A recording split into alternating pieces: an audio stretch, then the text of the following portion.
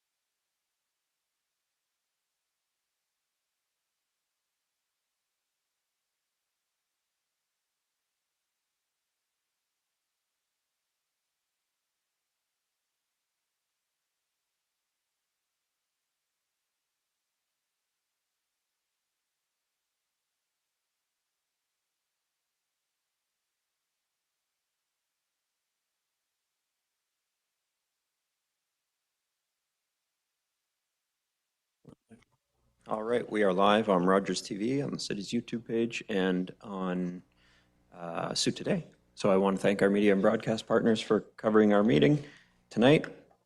And I want to begin in a good way, as we do, by acknowledging with respect that we are in Robinson Huron Treaty Territory, and that the land on which we are gathered is the traditional territory of the Anishinaabe, known as Bawating. Bawating is home to Garden River First Nation, Batchewana First Nation, and the historic Sault Ste. Marie Métis Council.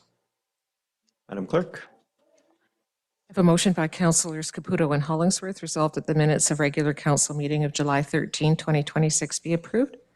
All in favor? That carries. Under agenda item 4, Councillor Vezowalan has declared with respect to the Community Development Fund Green Initiatives Program applications, agenda item 7.14, as she is the founder of Grocer for Good. Any other declarations of pecuniary interest, Council? Seeing none? Mr. Mayor, sorry. Yes. Yeah. I apologize in advance here. I'm just having some issues with my camera. I just want to, it's Councilor Gardy, obviously. I want to declare a conflict. I believe there's something with the environmental committee that I'm on. I know one of the schools, the school board for which I'm employed, I have a conflict. Yeah. 7.14. I appreciate that. Thank you. Thank you. Council, any others? Okay, seeing none. Under agenda item 6, agenda item 6.1, physician recruitment and retention, Tasha Varpio is in attendance. Oh, just before we get to that, item number 5, did we get to, or did we skip that? We did right past it. A motion by Councillors Zagordo and Spina resolved that the agenda for August 10, 2026 City Council meeting as presented be approved. All in favor? That carries. Before we go to number 6, we've got our CFO. It's her last meeting with us, as she is retiring at the end of the month. And so we're going to give her an opportunity to say a few words. Thank you, Matt. I really appreciate being given this opportunity. I just wanted to say thank you. And I have several thank yous to give, and I'll try to make them quick because I know this is going to be a really long meeting. First, my first is to thank the entire finance team. I mean, without the hard work and the expertise of everyone in finance, our success could never be possible, and that includes my own success. I also want to thank my colleagues in the executive management and the senior management team. There's been many changes over the last couple of years, and I've enjoyed working with the past and present team.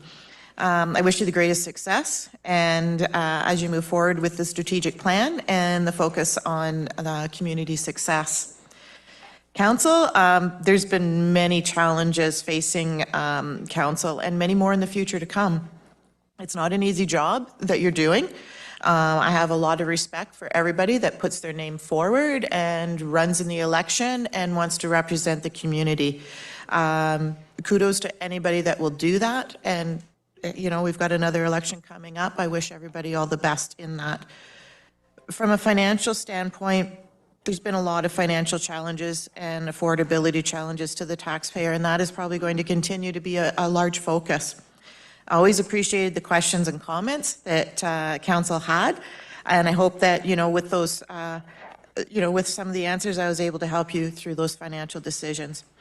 And I just want to say thank you for your support over the years.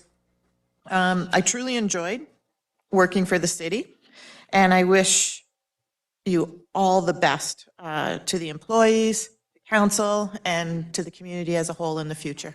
Thank you so much. Thank you.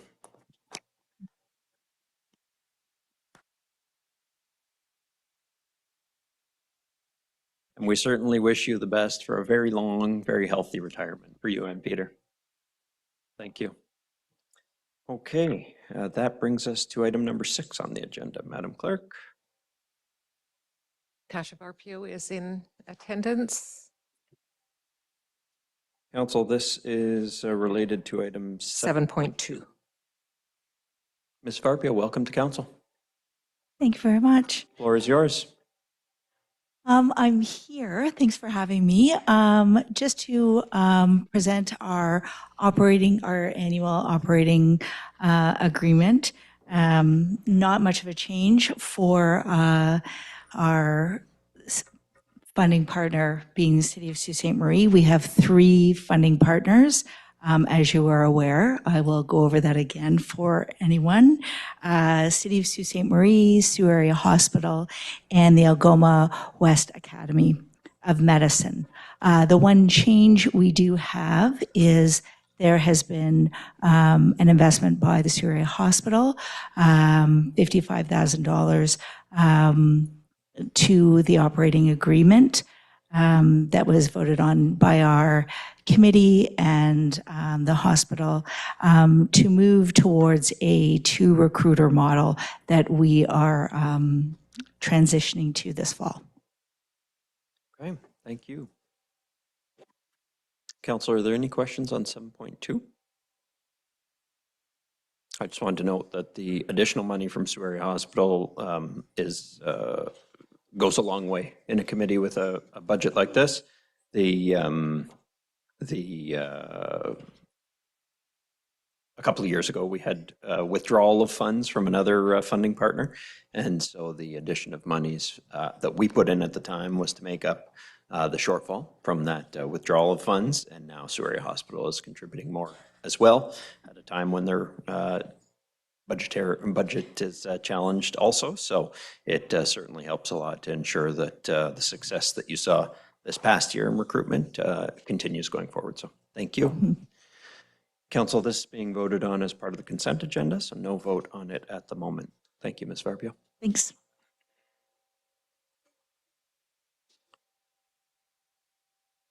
Council, before we go into consent, there is a representative of the library board here on 8.8.1, if there are any questions on that. Any questions on 8.8.1? Okay, we can cast the vote on 8.8.1. Or can you read the motion? A motion by Councillors Zagordo and Spina resolved that the report of the Sault Ste. Marie Public Library dated July 30, 2026 concerning reserve funding request be received and that Council approve the use of up to $90,000 from the Library Expansion Reserve Fund for BMS controls and miscellaneous mechanical and electrical upgrades. All in favor? That carries. Which brings us to consent. Councillor Hollingsworth. Thank you. Focusing on consent, let's see here. Start with item 7.3, Delegated Authority, Restricted Act 2026. Go ahead. And just going to pull that up.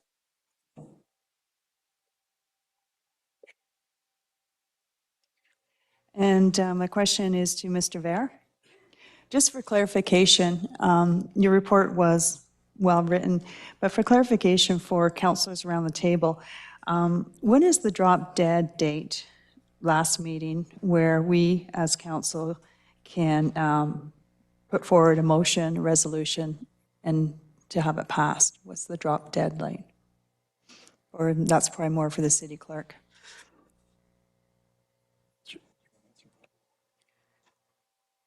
Through you, Mr. Mayor, to Councillor Hollingsworth, the restricted acts are only with respect to what the CAO has outlined in his report. So hiring and firing of senior staff, expenditures that are over, off the top of my head, $50,000 and so on. Nothing precludes members of council from bringing motions forward during the restricted act period. Okay. Thanks for the clarification. That's all on that. Thank you. Councillor Bruni, were you on 7.3? No. Okay, so Councillor Hollingsworth. Anyone else on 7.3? No. Councillor Hollingsworth, other items? Yes, just let me go down. Item 7.8, professional services, assessment and property taxation support.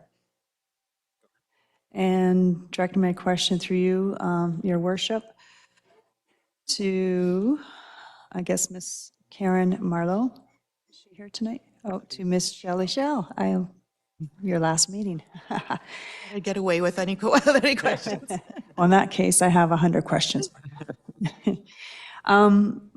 So I've been on council for about 10 years, and refresh my memory, I don't remember us using a service like this before, or have we, for a large assessment? And can you define what a large assessment is? Mr. Mayor, to Councillor Hollingsworth, we have been using the services of an outside tax consultant for, mainly for assessment appeals that are a lot larger, a little more complicated. So I can't really give you a set amount. It's not a $10,000 appeal. We're talking like multiple hundreds of thousands of dollars in appeals that we would be utilizing them, especially where there is complicating factors and where we need specific expertise to help us. And sometimes even through this tax consultant, they will also engage specific legal firms with municipal experience. So this is more beyond our basic experience that we use it, but they have been in place for quite a long time. I can't remember, I can't give you a timeline, but it's been quite a while. Yeah. Right, because I don't remember actually in the past number of years we've ever really used this service, but I guess it's good to have it on your back burner in case, is that It right? has come to council before when we put Okay. the last one through before this one, so council has seen that. Okay, okay, thank you, that's all. Anyone else on 7.8? Councillor Hollingsworth, other items? 7.9, which is a fun item. It's the Halloween bus tour. And this is directed through you, Your Worship, to Ms. Nicole Mayon. If I read this report correctly, this is for information only. Is that correct? Through you, Mr. Mayor, to Councillor Hollingsworth, yes, that's correct. Okay.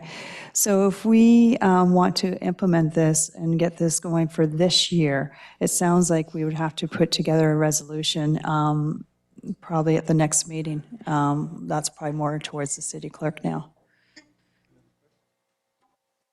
Sorry, I'll repeat the question. If we want to see this Halloween bus tour up and running for 2026, we would have to put a resolution together for the next meeting, asking for council to approve this cost. Is that right? I think that would be best in terms of planning for transit to have that lead time. Okay, because I get the impression that this is actually maybe something we could talk about in the 2027 and beyond budget debates. But a number of us have been interested in trying to get this up and running for 2026 if that's possible. So heads up that we'll probably do a resolution for the next meeting. Okay, thank you, that's all. Anyone else on 7.9? No. Okay. Other items on consent, Councillor Hollingsworth? 7.12, Community Development Fund. Yes.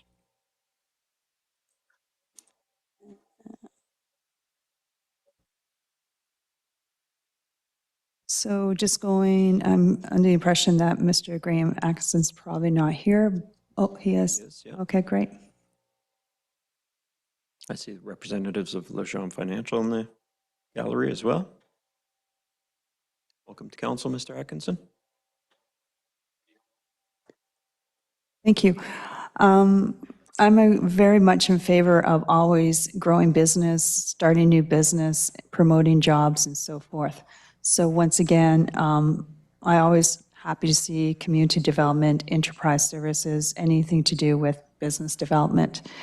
Can you just refresh your memories? What's the criteria again? Just in a very high level, what's the criteria for a company to be successfully given funds from the city? Yeah, no problem. Through you, Mr. Mayor, to Councillor Hollingsworth. The fund that the applicant applied to was through the Economic Growth Community Improvement Plan.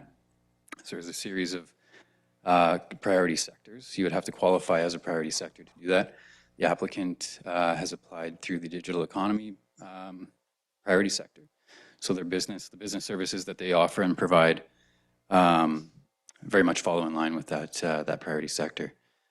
We then evaluate a number of other criteria, looking at, of course, at job creation, the type of leasehold improvements that they're doing, and so on. So they met these criteria, and we decided to put an application forward. Okay. And is there a minimum amount of jobs creation that you look at? Like if should it be 5 or more, or do we have a hard, fast number? No, currently, no, we don't have a hard, fast number. Generally, we'll look at the level of investment and weigh that against the number of jobs created and make an assessment based on that, on how much is appropriate to contribute as an investment based on that. Okay, I should know this answer, but when I went through the report, so is this an existing company, I believe? Jean Financial is an existing company. It is, and they've been with us in the city for how many years, I'm going to quickly, approximately? 25 years. Yeah, that's so true. So if I understand this correctly, this particular development fund can be applied to by any existing business within Sault Ste. Marie, new business or existing business, correct? That's correct. Any existing business that fits within the priority sectors that are listed in the application. Okay. So for those that are listening tonight, I encourage, again, being a pro-business person, for anyone to contact you, or you go onto our website to look at the criteria, because there's a lot of businesses that want to grow and they don't know how, and this could be a great opportunity. Thank you. Thank you, Councillor Hollingsworth. Anyone else on 712? Mr. Atkinson? Councillor Hollingsworth, other items on consent?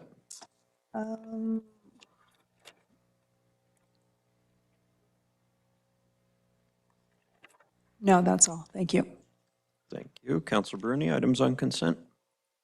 Thank you, Mr. Mayor. Through you to, first of all, agenda item 716. Regarding the asbestos removal, I guess to Mr. Romeo, should we be worried about other rooms in this building with the asbestos? Mr. Mayor, to Councilor Bruni, only if they require renovations. So there is material and asbestos material in some of the ceilings, and which is not uncommon, and it's when you need to remove it, it needs to be removed by a qualified professional. And this is the only room that's going to be completed? Mr. Mayor, to Councilor Bruni, this is the only room that we are going to install the sprinkler piping behind the ceiling. The other rooms will be, they'll be painted the same color as the ceiling, but it'll be below the ceiling, so it won't need to be removed. Okay, thank you. That's it for that one. That's all. Anyone else on 716? Okay. Councillor Bruni, other items on consent? Yes, sir. 7.20. Yeah. Boydell Place, road closure. Let me just bring it up. I guess to Ms. McCauley. It states here that the road will be closed for 6 weeks, or maximum of 6 weeks. On Boydell, there's, I believe, 3 homes that are affected. Will they be contacted? Through you, Mr. Mayor, to Councillor Bruni, yes, it's a requirement that we've made of the Enbridge, who will be doing the construction, is that they speak to the affected residents as far as their access. So you'll follow up to make sure that they contact these residents? Yes. What about the store owners? Well, there's about 4 businesses that use the laneway, but coming off Boydell, how will they be affected? Or is there another route for them? Through you, Mr. Mayor, to Councillor Bruni, we have the same concerns, and I've spoken with Enbridge and asked them to go speak directly with, it's their responsibility to make those arrangements.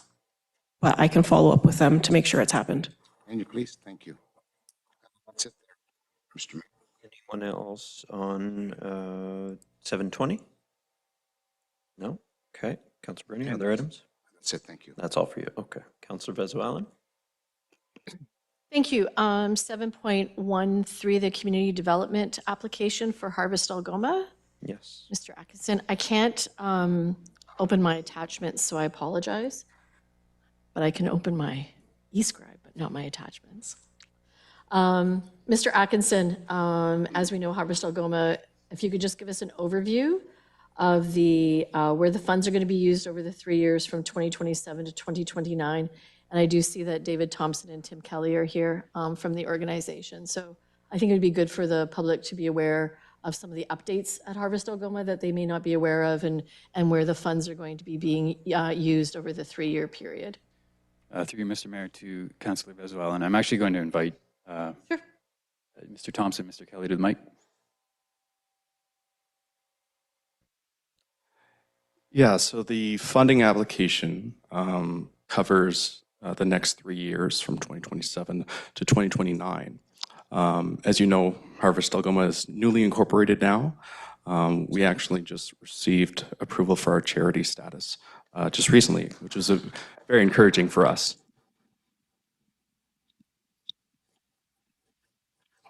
So you asked about this funding and what it would go towards.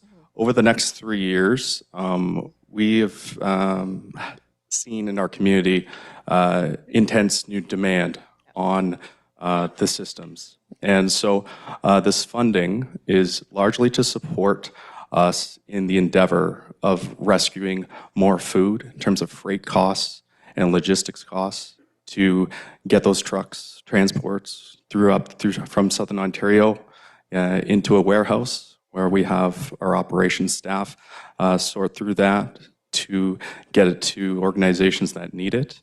In addition, with this funding, it'll support our staff in doing the systems transformation work that we're already undertaking, leading the Algoma Food Security Network, as well as participating in your council's previous resolution around the agri-food sector and supporting that.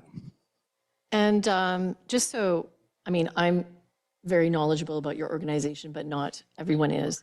So currently, how many full-time staff do you have at Harvest Algoma? We have 3 full-time staff at Harvest Algoma right now. Okay. And how many volunteers do you have actively? About 30 volunteers. Active volunteers, yes. Yeah. And how many pounds of food do you think that you distribute weekly to the community? Well, I'll give you a sense of it. So up until from January 1st to the end of June 2026, we distributed close to 240,000 pounds of food into different community organizations. So, yeah. And how many community organizations do you serve on an annual basis right now? We have a roster of approximately 65 different programs and organizations. Did you say 65? It's about 65. It has risen in the last few months. Yeah. Okay. I just wanted to give you the opportunity for the mic, because I know there's been some great updates. And I just want to say today, from your food rescue, there were 80 black bean burritos served at Monday Meals at Grocer for Good. So, and we probably could have served about 40 more. So thank you so much. My pleasure. Yeah. Is that all on 713, Councillor Vesuallen? That is it. Anyone else on 713? Councillor Hollingsworth? Through your worship, I just want to say congratulations on another fantastic fundraising dinner that took place on Thursday. And compared to the previous year, it keeps on growing and growing. And I just want to give you a big shout out. And I just want to reiterate that it's wonderful you have your charitable status. And this means that to those that are listening, you can make a nice donation. It could be financially, or it could be even in stock shares directly to this wonderful organization. And I do like the idea that you're working now outside with partnerships, outlying communities as well. I believe like Wawa as one example. I don't know if you want to elaborate on that. Yeah, we have started dialogue with the Northeast Superior Mayor's Group, thanks to Councillor Hollingsworth. And those conversations are continuing to help us navigate how to better serve those northern communities. So starting tomorrow, go out and make a donation because it's a great cause. Thank you. Anyone else on 713? I just wanted to say it's a long way from where Harvest Algoma was 3 or 4 years ago, and I think it's been good improvement, and hopefully this continues you down the path towards permanent sustainability. Thank you. Councillor Vesuallen, other items on consent? That is it, thank you. Councillor Gardy, item 717. Yes, Mr. Mayor, 717 Shattuck Drive, the preliminary design update. I just wanted to call attention to this for all those residents in Ward 5 who reside predominantly on Sunnyside. I think Councillor Scott could attest that over the course of the last few months, we've received outreach from north of a dozen residents out there. And having gone out there for a ride, I know Councillor Scott and I both have, it's in rough shape, and it has been. And it's good to see that Public Works Engineering has a plan for it. I appreciate the work that they've done as an interim sort of fix, going out there to patch a couple of times already this spring and summer, but it's good news for people who have to traverse that road to and from home and work and school on a daily basis. It's not safe, it's in rough shape, and hopefully, eventually, as we move through, support will be there for it. Thanks, Mr. Mayor. Thanks, Councillor Gardy. Councillor Scott? Thank you, Mr. Mayor. That's pretty well exactly what I was looking to say. I'm happy to see this on here. I do actually have one question that hopefully we can maybe get an answer for, because I suspect that Councillor Gardy and I will get asked. So through you, Mr. Mayor, to Ms. McCauley or Mr. Rumiel, do we have any idea, provided this all goes through and we know there needs to be the work done, when we may see this work start? Through you, Mr. Mayor, to Councillor Scott, at this time we don't, because we have to do the environmental assessment. It involves looking at the adjacent wetlands, and I don't have a timeline for how long that takes. Okay, but there will be enough notice and we'll be able to get a heads up and tell the residents that finally there'll be some relief? Yes, I think as the study concludes, we'll report back to council, and then it'll make it to the 5-year capital, and then. Perfect. Great, thank you. Yep. That's everything. Thank you, Councillor Scott. Councillor Gardy, did you have other items on consent? I do not, Mr. Mayor. Councillor Scott, do you have other items on consent? Go ahead. Thank you, Mr. Mayor. Item 7.6, it's the equipment purchase for 3 gasoline dump trucks. And I'm not sure, this may be going to Mr. Perry or Ms. Hamilton Beach. I just have a question about this. So I seem to recall, and I think I brought this up in the past, that we have one consideration of the criteria for bids is a green initiative where we take into account the environmental impacts. And I noticed on the bid summary that one of the bids was from Sault Ste. Marie. It didn't win, but it did meet specifications. It was a little more expensive, but it wasn't enough that I was put off by. I think we could have spent a little bit more to save the transporting of 3 large dump trucks from Collingwood to here.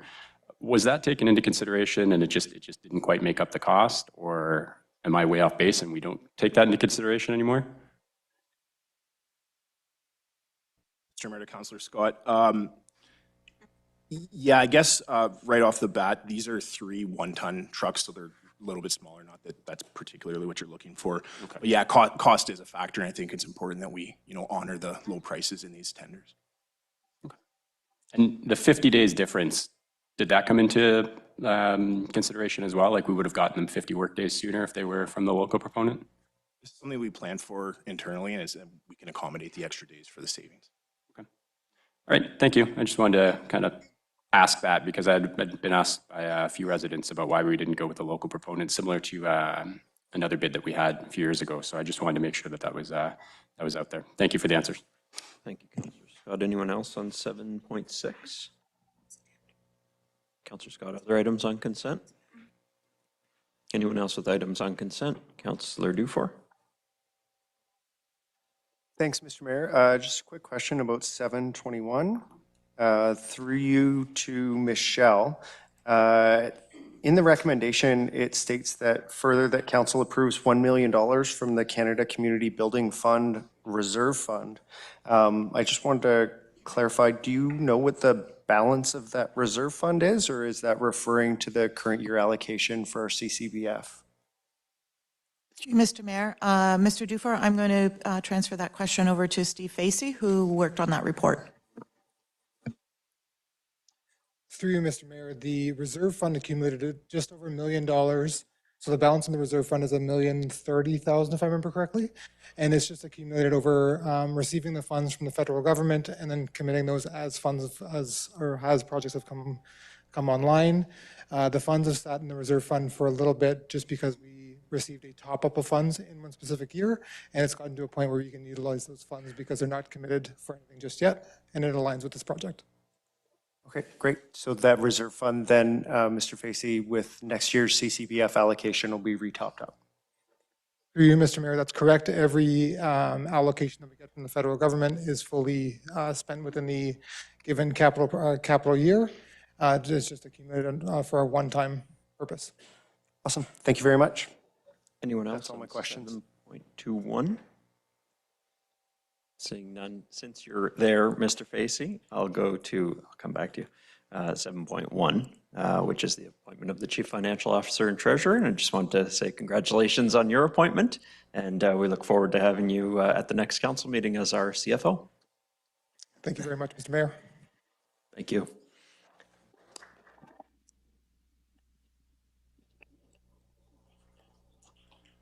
S- 7.21, you've got a question on? Go ahead. Through you, Mayor, to Ms. Maggie McCauley, it's more a comment. Was happy to read this report, and it's my understanding that we're on to, I think, phase 2 for the Sackville Road extension. I guess I do have a question. Through you, your worship, to Ms. Maggie McCauley. Once this extension is put through, again, the reason we're doing this, just for reiterating for the viewers at home, is to hope to alleviate some of the traffic that is up on Second Line, up in that busy intersection. Can you just explain the benefits of this extension again, please? Through you, Mr. Mayor, to Councillor Hollingsworth. As you mentioned, it was recommended from a traffic study to help the Great Northern Road corridor. It will be a connection from the west end that can avoid doing a left turn at the Great Northern Road Second Line intersection, and it will provide additional connection to the Fort Creek neighborhood. Okay, this is great because since I've been on council and maybe previously before council, there's been so much talk about this Sackville extension. So this is such a positive, and it's on phase 2, which is wonderful news. So that's all, and basically can't wait when it's complete. Thank you. Thank you, Councillor Hollingsworth. Councillor Dufour, other items on consent? Anyone else with items on consent? Councillor Spina. Thank you, Mr. Mayor. When these, 7.4, please, when these come out, I do like to go back to them and look at some of the dated resolutions and see if there's something that's in the works or something that we can expect coming soon. So starting at the top of the list through you to Mr. King, AIM recycling. Is there anything coming forward on that anytime soon? These are items that have been about 5 years on the list. And I know Mr. King probably has inherited them fairly recently, so may not have some of the history, but is there anything coming forward to resolve that, or are we still waiting? Through Mr. Mayor to Councillor Spina, it is my understanding that we'll have a report coming shortly, which will update the city's noise bylaw, which will address that resolution. Perfect, thank you. And likewise, the one just below it, taxi licensing, I think is either to Mr. King or to Ms. Tazinski, either way. This is the taxi bylaw licensing that's being looked at for about 5 years now. I think the last time we talked about this, we expected it to be resolved in January of 2026. We're now in August. Do we have any proposed resolution coming forward? Through you, Mr. Mayor, to Councillor Spina. We do have a report that is slated for the next meeting, which will update with respect to that bylaw and should have hopefully a draft ready. I'll leave it at that right now, as there's still some pen that needs to be put on that document. Sorry, that was for the next meeting? That's correct. Okay, thank you. And next, just down the list through you, Mr. Mayor, to Mr. Ver, Mr. Lamming. The next one on the list is the undeveloped property gateway site. Like, I know now that there's a few items that have been resolved on that, but does this item need to stay on the agenda because there's further to be done there, or can this be resolved? Through you, Mr. Mayor, to Councillor Spina, staff have been doing some work with third-party consultants on environmental. We do have a report that's ready to come back to council in the coming months that would address the next steps on the gateway site. And that's on the remaining parcel, right? There's other pieces that have been That's right. kind of already put in use. So there's, how much is left there? Do you know off the top of your head? Sorry. Not much. Through you, Mr. Mayor, to Councillor Spina, Mr. Lamming has just assisted me. It's about 8 acres that's remaining on the site. We did sell one parcel, and then we have 2 parcels remaining on that site.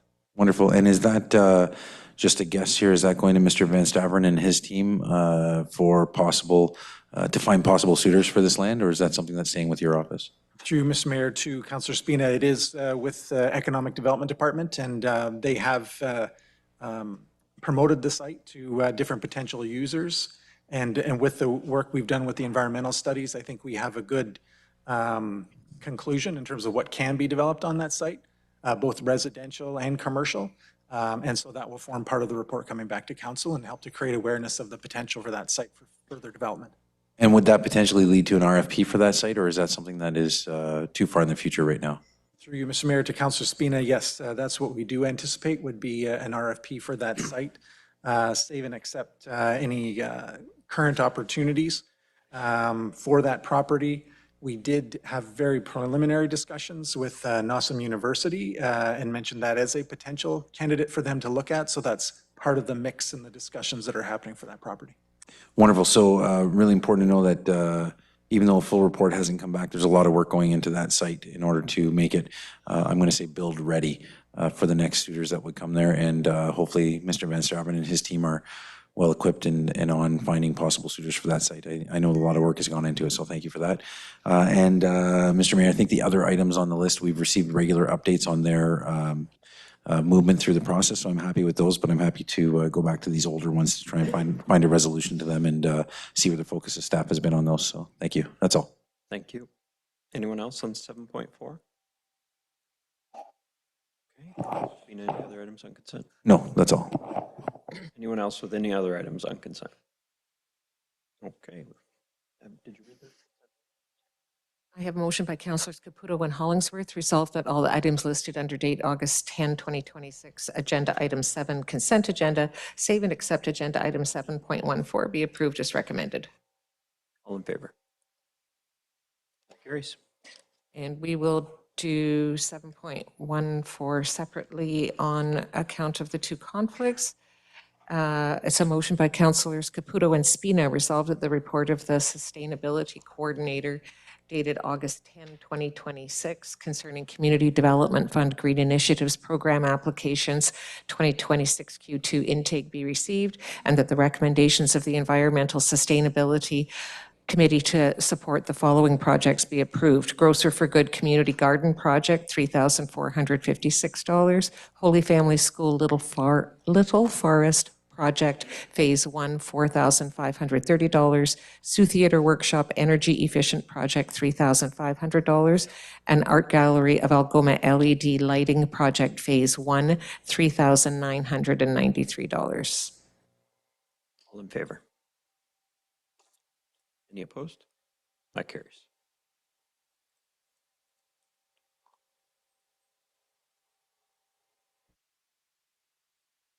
Councillor Kinnick, did you vote in the Negative? So that is in favor, Councillors Caputo, Dufour, Bruni, Scott, Zagordo, Hollingsworth, Spina, and Mayor Shoemaker. Councillors Gardy and Vezo-Allen having declared conflicts, and Councillor Kinnock voting against.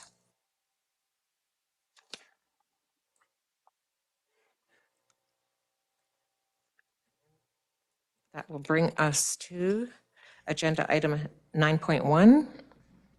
Municipal framework regarding development of data centers in Sault Ste. Marie. I have a motion by Councillors Caputo and Vezo-Allen, whereas the rapid growth of AI-driven systems, cloud computing, and digital infrastructure has accelerated the development of new and large-scale data centers to meet industry-defined needs, and whereas both knowledge of and expertise of the impact of data centers on a community is widely known to the general populations, widely unknown to the general populations. And whereas the Government of Canada launched the Canada's National Artificial Intelligence Strategy, AI for All, on June 4, 2026. And whereas national consultation prior to establish the Canadian AI strategy did not include all orders of government, nor did it include proposed regulations for the AI data center industry to safeguard the environment, people, and our communities. And whereas the province of Ontario has not established a provincial regulatory framework for AI data center industry to date, and whereas residents across the city of Sault Ste. Marie have raised concerns about the potential for extreme energy consumption, increased traffic, water depletion, continuous noise pollution, intense heat islands associated with the development of large-scale data centers, and the potential for multi-sectoral job loss from rapid reliance on AI. And whereas in some cases, the rapid development of AI data centers has forced developers to overhaul project designs to mitigate environmental and human health impacts, some of which are still being identified, negotiate community benefit agreements, and in some cases halt project development until such time that zoning and land use codes and criteria have been updated by municipalities. And whereas planning for large data centers, including AI data centers, would be new territory for the city of Sault Ste. Marie, and defined policies should be developed to address them prior to any proposals being presented, and to ensure council and the public has an opportunity to provide input and weigh in on the matter. And whereas robust regulatory alignment to define impacts to environmental and human health is required at all three orders of government, so the public is clear about expectations, pathways for accountability in the development, and what public benefits may be derived. Now therefore be it resolved that staff be directed to undertake a review and study of the city's land use planning policies in relation to artificial intelligence data centers pursuant to Section 38 of the Planning Act, applicable to all zones where the use is permitted in the city of Sault Ste. Marie, including but not limited to its official plans and zoning bylaw, and present any required changes to the city's land use planning policies, mapping, and regulatory framework with consideration of, but not limited to, the following: existing official plan policies and zoning bylaw permissions and regulations, energy use and the impacts to power grids, electrical utilities, on-site power regulation for clarity of behind-the-meter power sources and their potential impact, water use and the impacts to local bodies of water, including creeks, rivers, and lakes, water and wastewater systems, and watersheds that includes consideration of algal blooms, aquatic ecosystems, and biodiversity, noise impacts, heat impacts that include consideration of urban heat islands and other urban heat phenomena, land use and the impacts to trees, plants, and wildlife that includes consideration of the tree canopy and biodiversity, any other environmental impacts, impacts on the climate, potential impacts on human, animal, and ecological health, infrastructure needs, energy and affordability, and community health, safety, and well-being. And that staff be directed to report back to council by Q2 2027 on the results of the review and any recommended actions. Further, that staff from planning, legal, other relevant staff, and the Environmental Sustainability Committee be directed to report back to council in 2027 with an interim report with respect to the review and study of artificial intelligence data centers on the following: the study scope of work, including financial and staffing resources and need for external consultants, a plan to consult with Indigenous communities, the public engagement strategy, including the methods to collect, analyze, and incorporate feedback, information on the current regulatory environment for data centers at the federal, provincial, and municipal orders of government, as well as any updates following recent legislative changes. information from PUC and other electrical utilities on the potential costs and other impacts to electrical infrastructure and their inclusion as a development cost for proponents, and legal advice to the City of Sault Ste. Marie about any options available should either the federal or provincial government attempt to force an AI data center to be developed in Sault Ste. Marie, and community benefit agreement framework. Further, that staff be directed to prepare for council's consideration at the next council meeting on August 31, 2026, an interim control bylaw prohibiting the development of data centers, and that a copy of this motion be shared with Federation of Canadian Municipalities and the Association of Municipalities of Ontario to formally request their support with the federal and provincial governments in establishing a coordinated regulatory framework, including municipalities, to establish environmental, human, and community health safeguards and public disclosure requirements as it relates to AI industry growth and development. Thank you, Madam Clerk. We did have one request to delegate, and I believe Gwen Allard is in attendance to make a delegation to council. Yeah, you may take the mic. Welcome to council. I have a couple people here behind me who would like to speak on this. Leo, if you'd like to start, I'd like to delegate to them, if that's how I do that. I've never been in council before. All right, there's one delegation request. One delegation, okay. Yeah. Which one of you? Okay, Leo's gonna come up and do it. All right, welcome to council, Leo. You've got a 3-minute delegation. Thank you for your time. I'm going to go off notes today. So I am representing the group Anti-Data SSM. I am speaking to you today on behalf of that group. We are a group of concerned citizens. We want to support the motion 9.1 today. The majority of citizens were caught off guard by the Yates Avenue project and the lack of transparency and consultation with the community from developers and city representatives regarding that project. Some of the community members have come forth to share with us conversations they've had with their representatives, where they have been looking for clarification and they've received lackluster responses, at best contradictory and at worst dismissive. Many are concerned about the unverified number of jobs that are being presented as a benefit to these technologies. We are hearing numbers ranging from 200 to 1,000. We would like clarification on that in terms of the community. As well as how many of these jobs are actually going to be available to the local community as opposed to outsourced outside of the city. These technologies are known to come with severe drawbacks to the communities, to infrastructure, to the environment, as was listed in the motion. We believe that the community, we require answers to these. We require to be involved in these concerns. The motion will allow for a framework that builds accountability from developers and city council and would restore trust in the community in regards to these technologies. We implore city council to work together with us to protect the community from a new industry that has very little health assessments or environmental impact studies. We are not speaking against the introduction to the digital age into the city of Sault Ste. Marie, but we are asking for proper precautions to be taking place during this transition. We believe this motion is a necessity for a more democratic process, considering the current failings of the community involvement regarding the Yates project. Thank you. Thank you for your time.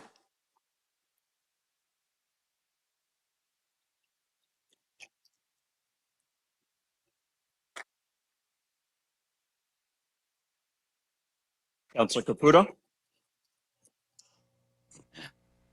Thank you, Mr. Mayor. I want to take just a moment to acknowledge everyone in the community and surrounding First Nations for engaging with this motion, whether sharing posts, commenting, sending emails, or for those of you that showed up today, your engagement matters and I appreciate it.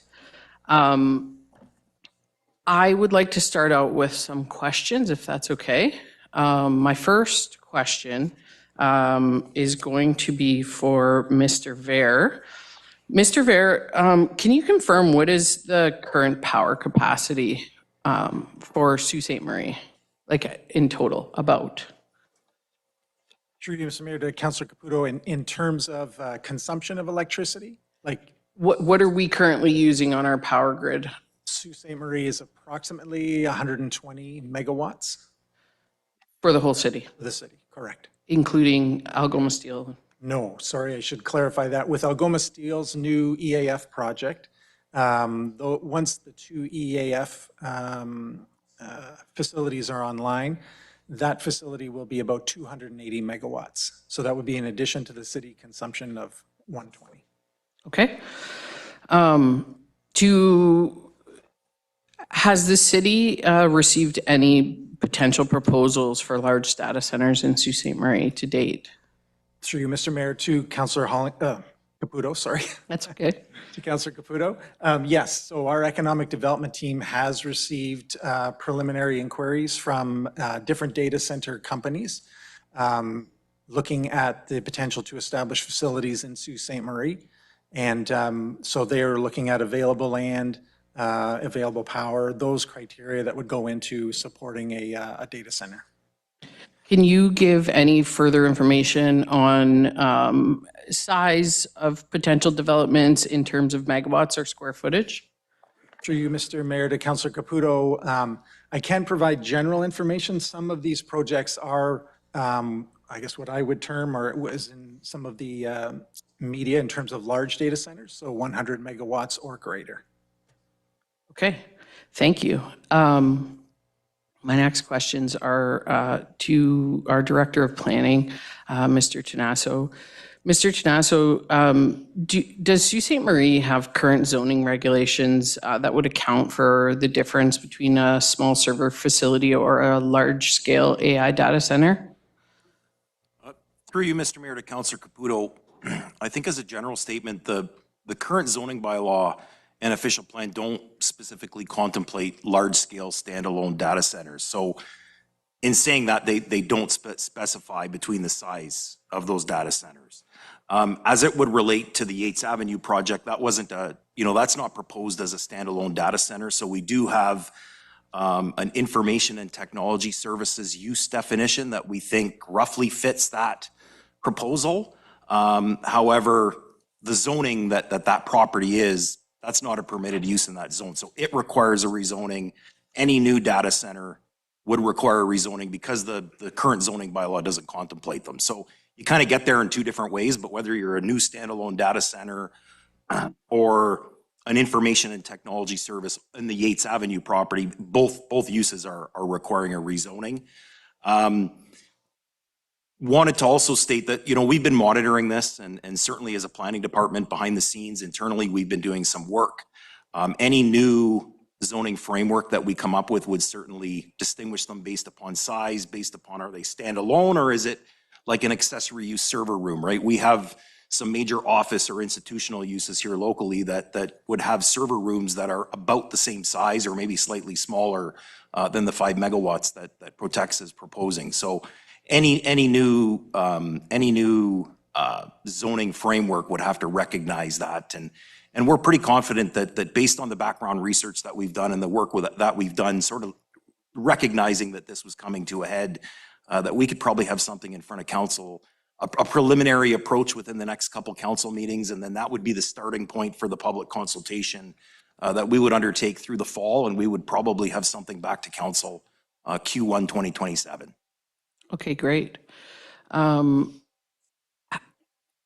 Has there been any assessment of the impact on the municipal water supply or the local watershed?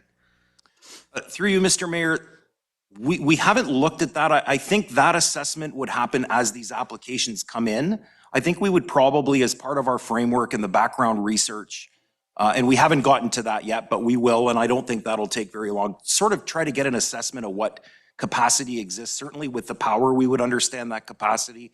I think with the water, it's a little bit different, but we would expect that proponents, and the approach that we're proposing at this point anyways is that new standalone larger scale data centers would all have to come to council for approval. And part of that approval, a complete application, would include a wide variety of studies, including servicing, environmental impacts, land use compatibility. So all those studies would be undertaken by the proponent, reviewed by the city, potentially peer reviewed at their cost if we feel the need to do it. So we would essentially be looking at these on a case by case basis. Okay. If this motion does not pass, and maybe this is a question for Mr. Vera, is there still an obligation for public consultation should a proposal for a large-scale AI data center come forward? Through you, Mr. Mayor, to Councillor Caputo, from Mr. Tenazzo's answers there, within the current zoning framework that we have, those proposed data centers would come to council for rezoning to make sure it's an appropriate use. But is there a duty for public consultation or an opportunity for public consultation? Or would these come forward, again, something like the agenda gets released to the public on Thursday and then the decision would be made Monday and that would be all that the public would have for knowledge of what was going on? And through you, Mr. Mayor, to Councillor Caputo, I'll refer that over to our Director of Planning. Through you, Mr. Mayor, so the Planning Act has the consultation requirements. So certainly there would be a notice placed in the newspaper, there'd be signs posted on the property, mail outs to neighbors within 120 meters, at least 20 days before the council meeting. So that's the formal public notice. However, as most councillors I think are aware, for larger scale rezonings, we've been asking proponents now for about the last 5 years to undertake their own public consultation in addition to the consultation that we do. So we would expect that a large scale data center, we would ask them, similar to some of the green energy projects that we've seen, we ask them to undertake their own consultation and have a public open house prior to prior to making the complete application. So then I'll direct my question to you, my next one, and if it's for Mr. Vera, then we can pass it off. Would it be much the same then for where Indigenous consultation would take place? Through you, Mr. Mayor, I think it would be similar, yes. It would be consistent. So it would be the responsibility of the proponent and not of the city? The Planning Act is quite specific on when we undertake First Nations consultation. It tends to be geographic when you're within a certain distance of one of our surrounding First Nations. However, as a courtesy, I mean, we could circulate the application and we could ask that the proponents include First Nations as part of the consultation, absolutely. Okay, thank you. So I guess to sum up the questions that I've asked, can planning staff confirm that no specific municipal policy, official plan amendment, or zoning bylaw exists that has been designed specifically with AI data centers in mind? And in your professional opinion, is the current regulatory toolkit that you have sufficient to evaluate and enforce the unique demands that could be brought forward by an AI data center development? Through you, Mr. Mayor, I can confirm we don't have a specific planning framework dedicated to data centers. So I would agree that we don't necessarily have the right tools available to us now, but with the background and work that we've done, I'm fairly certain that we can get there fairly quickly. Thank you very much, Mr. Tenasso. I have a question for our legal, Mr. King. Are there currently any active applications that would be affected by the interim control bylaw that I've proposed, and how would those be handled? Through you, Mr. Mayor, to Councillor Caputo, I'm not aware of any applications that have been filed with this. They would be filed with normally the planning department, or if there were building permits, those would go through the building department, but none that I'm aware of. So in hindsight, how we would potentially handle these if they were to come in was they would just kind of be held in abeyance or on pause while this process was advanced. So just to clarify, there's no project that would be disrupted if this motion were to pass? So through you, Mr. Mayor, to Councillor Caputo, other than the potentials, I think, that have been highlighted here by CO Ver, I'm not aware of any actual applications that have been filed, no. Okay, thank you. Mr. Lamming, I'm just wondering, has there been any staff level assessment of the employment density of a typical AI data center in comparison to other industrial or commercial uses that could occupy the same land? Through Mr. Mayor to Councillor Caputo, there's been some initial investigation, but we'd look at each application individually based on scope and scale and in conjunction with our planning department that Mr. Tenazzo's laid out.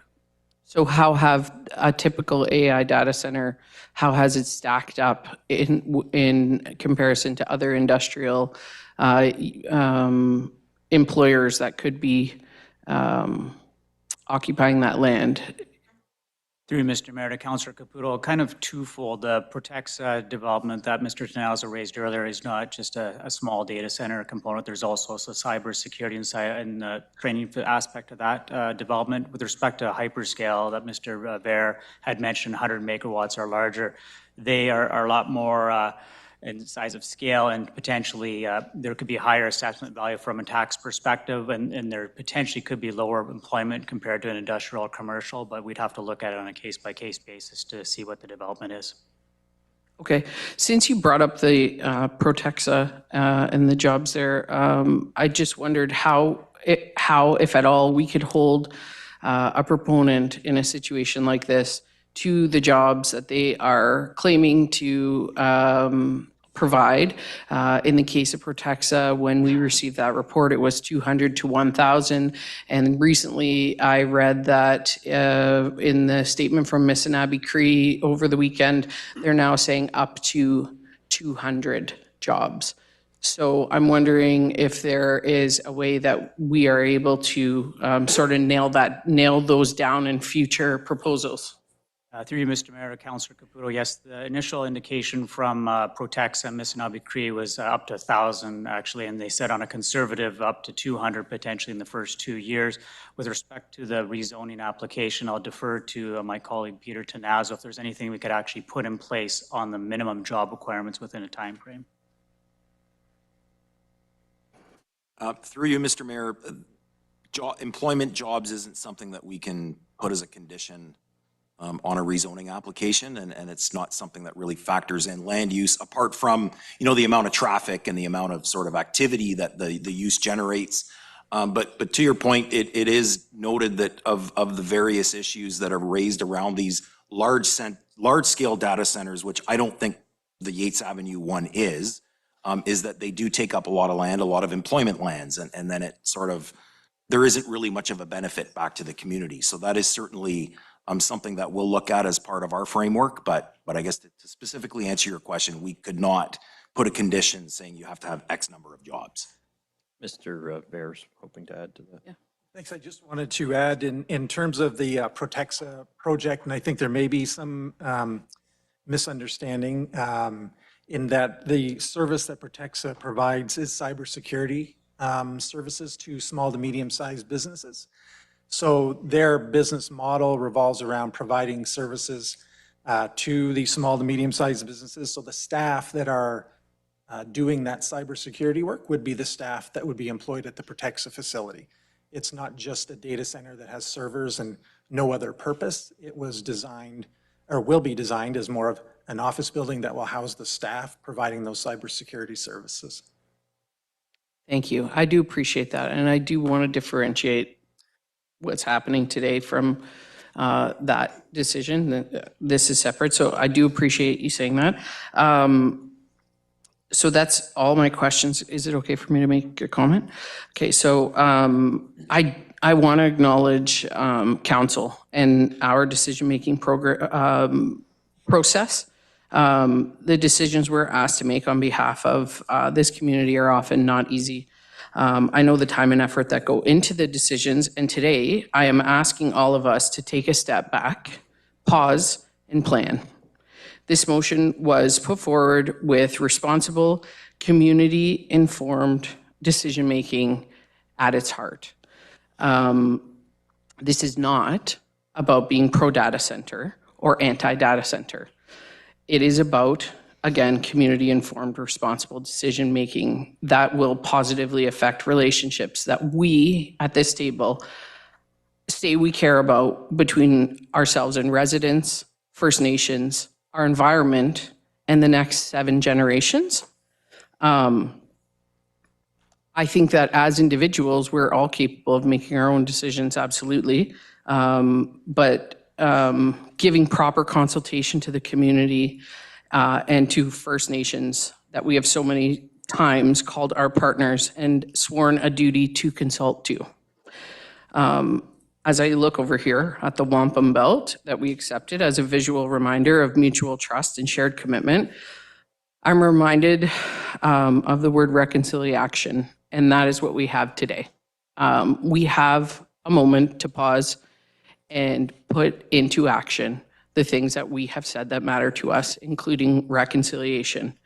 We are making decisions for the next 7 generations, and we open every meeting with a land acknowledgement where we are citing that we care about this. So I ask us today, again, I want us to focus on the fact I'm not asking for a ban. I'm asking for a pause and a plan. And it will benefit all of us in our decision-making for the future, for our future and for the future of this entire community. So thank you for taking the time to consider.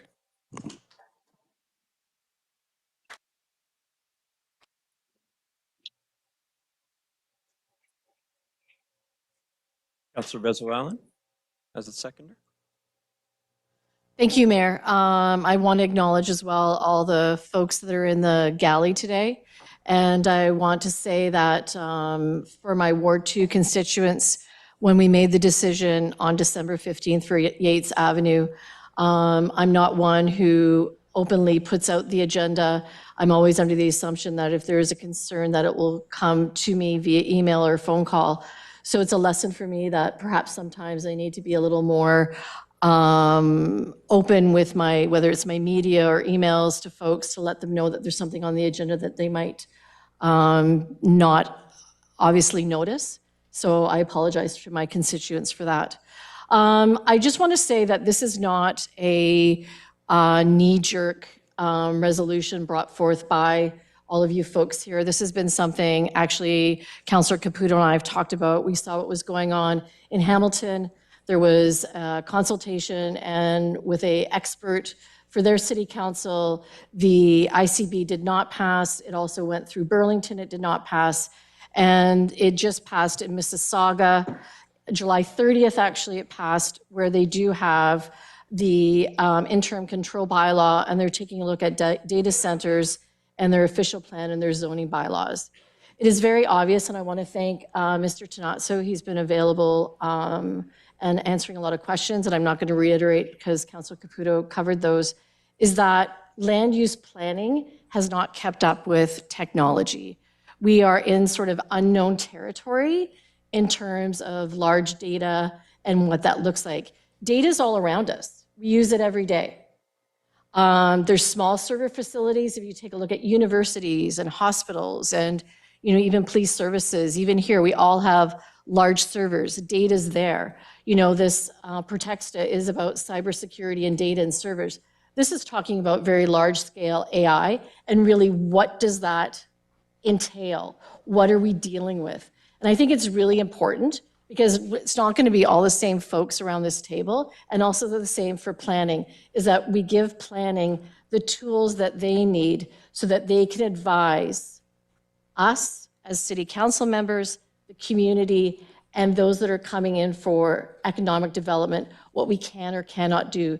This is about not anti-data or anti-economics. It's about what's best for our community. And I think back to, the early 90s when call centers became a thing, where, a lot of small, medium-sized communities were looking for call centers to be the answer to jobs. Where are our call centers? They're non-existent. So I think we really need to take a look at, how do we deal with applications, because they are going to come. That's the one thing that's a guarantee, is technology is changing, life is changing.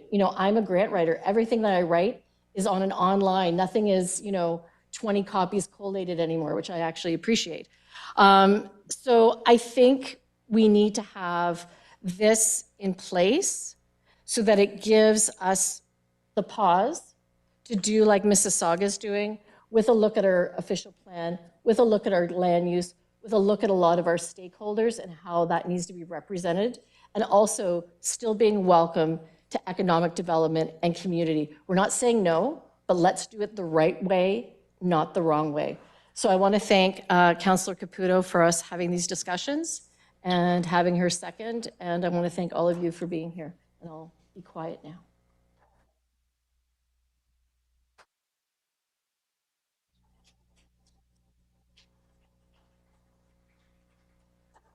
Thank you, Councilor Bezuallen.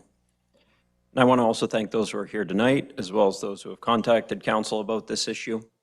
Though on any given issue, we may not agree on which side of the decision is right. People obviously care about this community, and when they read about things like the electricity use, the water consumption, and the environmental impacts associated with some very large data centers being developed elsewhere, I think it's completely reasonable to ask questions about what's being proposed here. Those concerns have to be taken seriously, but at the same time, we have a responsibility to be accurate about what's in front of us tonight.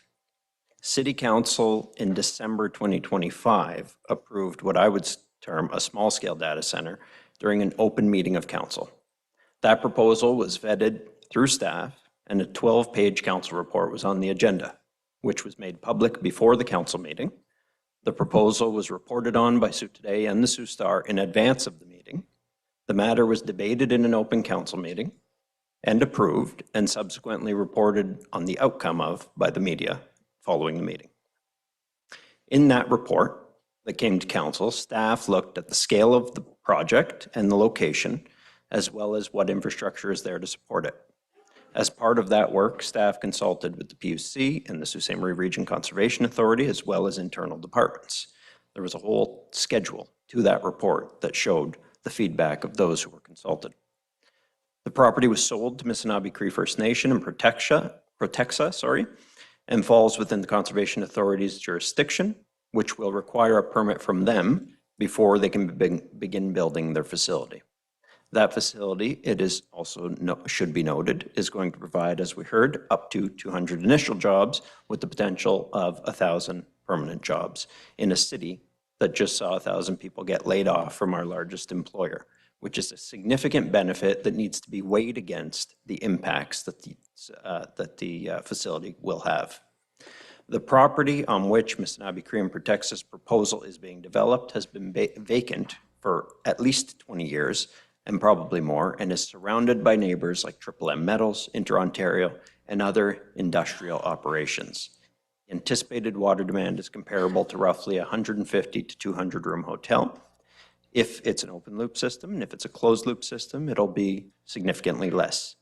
The anticipated power demand of 5 megawatts initially is similar to what is drawn on by Sioux Area Hospital, and less than 5% of the city's total power capacity.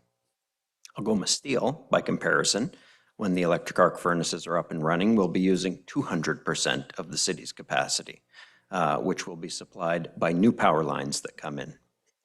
PUC has confirmed that there is existing power within the system to accommodate the required demand for a 5 megawatt facility. I have no objection to council looking at whether our planning policies need to evolve as new industries and new types of developments emerge. That is a reasonable discussion to have, but what is before us tonight is not just to look at them, but to prohibit them in the interim for this council, and notably for the beginning of the next council term, from being able to come forward. Artificial intelligence is a reality of the world in which we live, and nothing we do tonight will slow down the forward march of that sector. And we need to ensure that our city isn't being disadvantaged by the decisions this council makes. The legitimate questions raised in evaluating whether a proposal properly balances job creation with the impacts on water and electricity are decisions that should be made and have been made at this council table on a case-by-case basis, using the process we used recently in the Missinaibi Cree First Nation and Protexa proposal.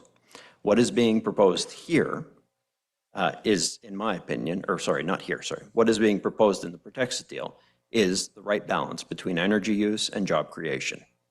So what I do caution against is treating every data center as though represents or presents the same impacts regardless of its size, location, or infrastructure available to support it.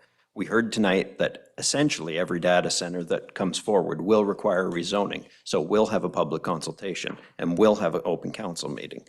The concerns that we are hearing are often based from the community, are often based on very large-scale projects elsewhere. We need to be careful about being closed-minded in our approach to something that is very different than what this council approved back in December.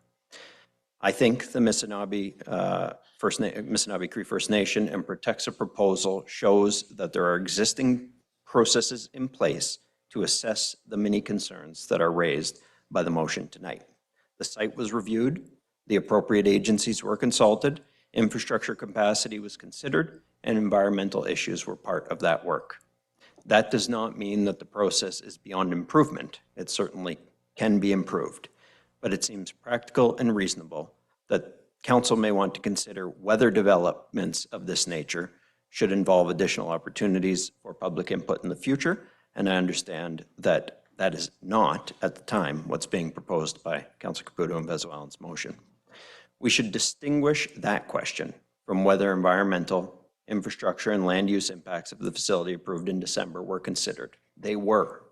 We can look at ways to improve the process, no doubt, but that should not mean an attack on the decision-making process that was made in December. It's neither practical nor reasonable, I believe, to pass the motion as drafted because it does not accurately represent the facts of the process that we have already used and that is already before us. And so for those reasons, I do not intend to support this motion. Councilor Gardy? Thanks, Mr. Mayor. As the other councilors and the mayor had mentioned, I'll preface my comments by acknowledging those of you who reached out to all of us in various ways, and for those of you who are in attendance tonight, and the individual who spoke in the delegation for the delegation was very articulate in conveying the group's concerns on their behalf. What I'm going to say is probably going to be interpreted as contradictory or counterintuitive, but I'm of the opinion that when we were considering this in December, and I'll take responsibility for this because obviously I'm a part of this council, and it's going to settle eventually if it's built in Ward 5. This, as it's been said a few times, is not a standalone data center. This is a business that is coming to town to employ people in the midst of one of the greatest economic challenges our community has ever faced. They need the compute power to allow those people that they're going to employ to do the things that they need to do related to cybersecurity and the like, for which is what Protexa does, as was mentioned tonight. A 5 megawatt facility and a 100 megawatt hyperscale facility are not remotely comparable. I think it's important that we don't, as a community, get caught up in the hype as it relates to data centers. I will say right now, whether it's going to be set up in Ward 1 or in Ward 5, I will never support, ever, a hyperscale data center being established in Sault Ste. Marie. I'm not naive to think that the world doesn't need them, because I would assume there were a few councillors and maybe some people in the delegation or who did some research over the course of the last little while that utilized AI to refine their argument or to find some details that they wanted to convey either to me or to a fellow councillor or to city staff. If you go on YouTube, watching a YouTube video uses more energy and more water than an AI prompt. So everybody understands, even the people in the delegation who are speaking against it, they acknowledged that, compute power is necessary moving forward. And if somebody wants to call me a NIMBY, not in my backyard, I'll say it. I am never going to support a hyperscale data center. I think so that's where I stand on data centers. I don't think a moratorium is necessary at this point. As the mayor said, I think it's completely reasonable to say we should assess whether or not hosting one of these things is right for our community as they come to us and we learn the details of certain proposals. And the rest of council, this council, next council, they can do what they want. Anybody comes here with a hyperscale facility, it's a no from me. So we develop a policy accordingly. I think the spirit of what Councillor Caputo and Councillor Vezoalan have brought forward is right. I think, but the application goes too far. I don't believe we need a moratorium. I think, as the mayor mentioned, and as Mr. Tenazzo mentioned, and I think Mr. Ver reiterated, we are going to come up with a plan in place on how to handle these. There's going to have to be, as Mr. Tenazzo said, community consultation. So I just don't want our community to get caught up in, you know, the widespread concern with data centers, even though I got them, because as the mayor said, the Protexa, Missinaba Cree is bringing jobs here when we need them. And I would venture to say that there are places in town right now that use more compute power than this megawatt, the 5 megawatts that is being proposed. So I am not in favor of a moratorium. I am in favor of coming up with some sort of plan as cited in the motion. We don't need a moratorium because as they come to us, we'll deal with them. Thanks, Mr. Mayor. Thanks, Councillor Gardy. Councillor Spina. Thank you, Mr. Mayor, much appreciated. And I do appreciate your comments earlier and the comments of my colleagues. And thank you to our presenters. And I want to start, Mr. Mayor, by, I know you made comment on it, but I don't think we can say it enough because I believe there has been far too much confusion in our community over the last several days regarding this motion and regarding the project on Yates Avenue. And even our presenters today made comment about the project on Yates Avenue and made comment about not knowing that it was there. And it appeared in the presentation that they were confused and mixed with the motion that is before us today. I want to be very, very clear for everyone. These are two very separate issues. The motion that is before us today has nothing to do with the December motion regarding Missinaba Cree and Protexa. Those facilities are extremely different. And I would love, if anyone wants additional information, please email me and I will email you a document. And I want to read from a document here, specifically from Missinaba Cree First Nation, went to answer some of the, and sorry, I missed the name of our presenter that was up, but to answer some of the questions that were brought up from our presenter. And I'm going to read from this document here. And please, anybody in the gallery, anybody in the community, email me, I will send you this. It's okay. This system prioritizes a closed-loop water cooling system which recirculates coolant rather than evaporating it, keeping ongoing water use to a minimum. This is not a hyperscale facility. This is a 5 megawatt facility, which is either 20 times or 100 times smaller than the facilities that the motion before us tonight are talking about. In addition, through feasibility, we will access and publish the facility's expected water withdrawals, discharges, their effect on nearby creeks, rivers, lakes, municipal water, watershed systems, the broader watershed system, including any risk to algae bloom, aquatic ecosystems, and biodiversity. Stormwater management and erosion will also be controls will be put in place for sediment.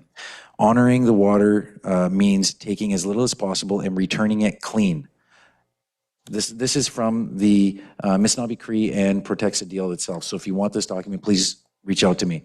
Second, when talking about the land, we are committed to the responsible site development, protecting the existing vegetation buffer, limiting tree removal, and where feasible, replanting and landscaping to support the local tree canopy.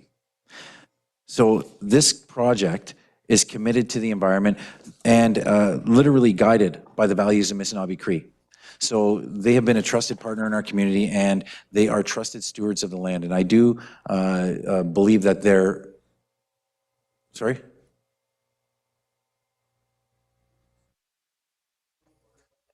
Why is this whole discussion about Missinaba Cree and Protexa?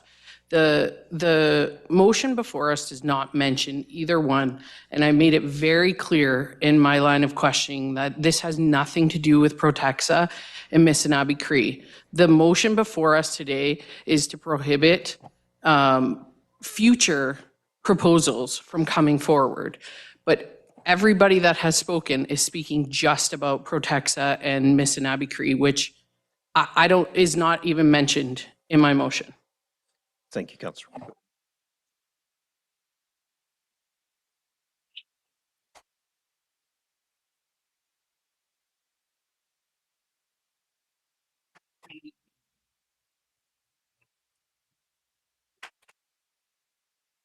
Mr. Mayor, can I answer that, please, on my own behalf? Sadly, we have a difference of opinion on who is conflating these two issues, and I believe that your line of questionings and comments included questions and comments about Protexa. The presenter who spoke about Protexa. The petition that's circulating that I think probably prompted this resolution was entirely about Protexa. And so we are here discussing the entirety of the issue that is before us, and Councillor Spina is free to continue. Thank you, Mr. Mayor. And in fairness, thank you, I had the same comments as you, but in fairness, our gallery asked questions directly of us and stated they wanted answers. I'm here to provide those answers. I have them in writing, and I'm willing to provide them to them. However, I will provide it to you all in person as well. I think that's the responsible thing to do. You ask for answers, I'm here to give them to you. The next thing I want to read from Mr. Mayor is directly from the PUC, because also concerns have been brought up regarding power consumption. This is directly from the PUC. At this time, the proposed data center is still in the feasibility stage and is not operational. PUC does not currently supply electricity to the facility. Any new large electrical load must undergo a comprehensive system impact assessment before it can be connected to the electrical system. If the assessment determines that the proposed load would exceed the acceptable operational parameters or affect system reliability, the connection would not be approved until the necessary upgrades are in place. PUC goes on further to say that maintaining the reliability of the electrical system for existing customers remains the top priority. Any future connections will only proceed once engineering studies can confirm that the system can safely and reliably handle the additional load. That's directly from our PUC, and I can give that to you as well if you wish. Now, through you, Mr. Mayor, to Mr. Ver. I know you're not directly here to speak for the PUC. However, can you, from your experience and your knowledge, skills, and ability, can you tell us, does our current system have the ability to handle a 100 megawatt or larger data system here in Sault Ste. Marie? Through you, Mr. Mayor, to Councillor Spina, the current electricity distribution grid would not be able to handle a facility that big. Would not be able to. Great. So any application that would come forward for a hyperscale or large-scale facility would automatically be precluded from coming to Sault Ste. Marie because we quite simply would not be able to handle the electrical load. Is that correct? Through you, Mr. Mayor, to Councillor Spina, that's correct. They would have to wait until the grid was upgraded, and each data center proposal, the province of Ontario has indicated they will evaluate each data center proposal based on the net benefit to Ontario to decide whether they would get power. So that is a process that the province would run in determining if a facility like that would get power. Right. So, Mr. Mayor, I'm just going to make some comments here. I feel that the issues have been quite confused over the last little while, and that there has kind of, for lack of a better term, there's been a boogeyman made here, when in reality, there are already checks and balances within our system that would stop this from happening, and that the current projects that have been proposed and approved by this council will not have a negative impact on our community. We have trusted partners that have come forward that are here to do a responsible thing and develop jobs in our community.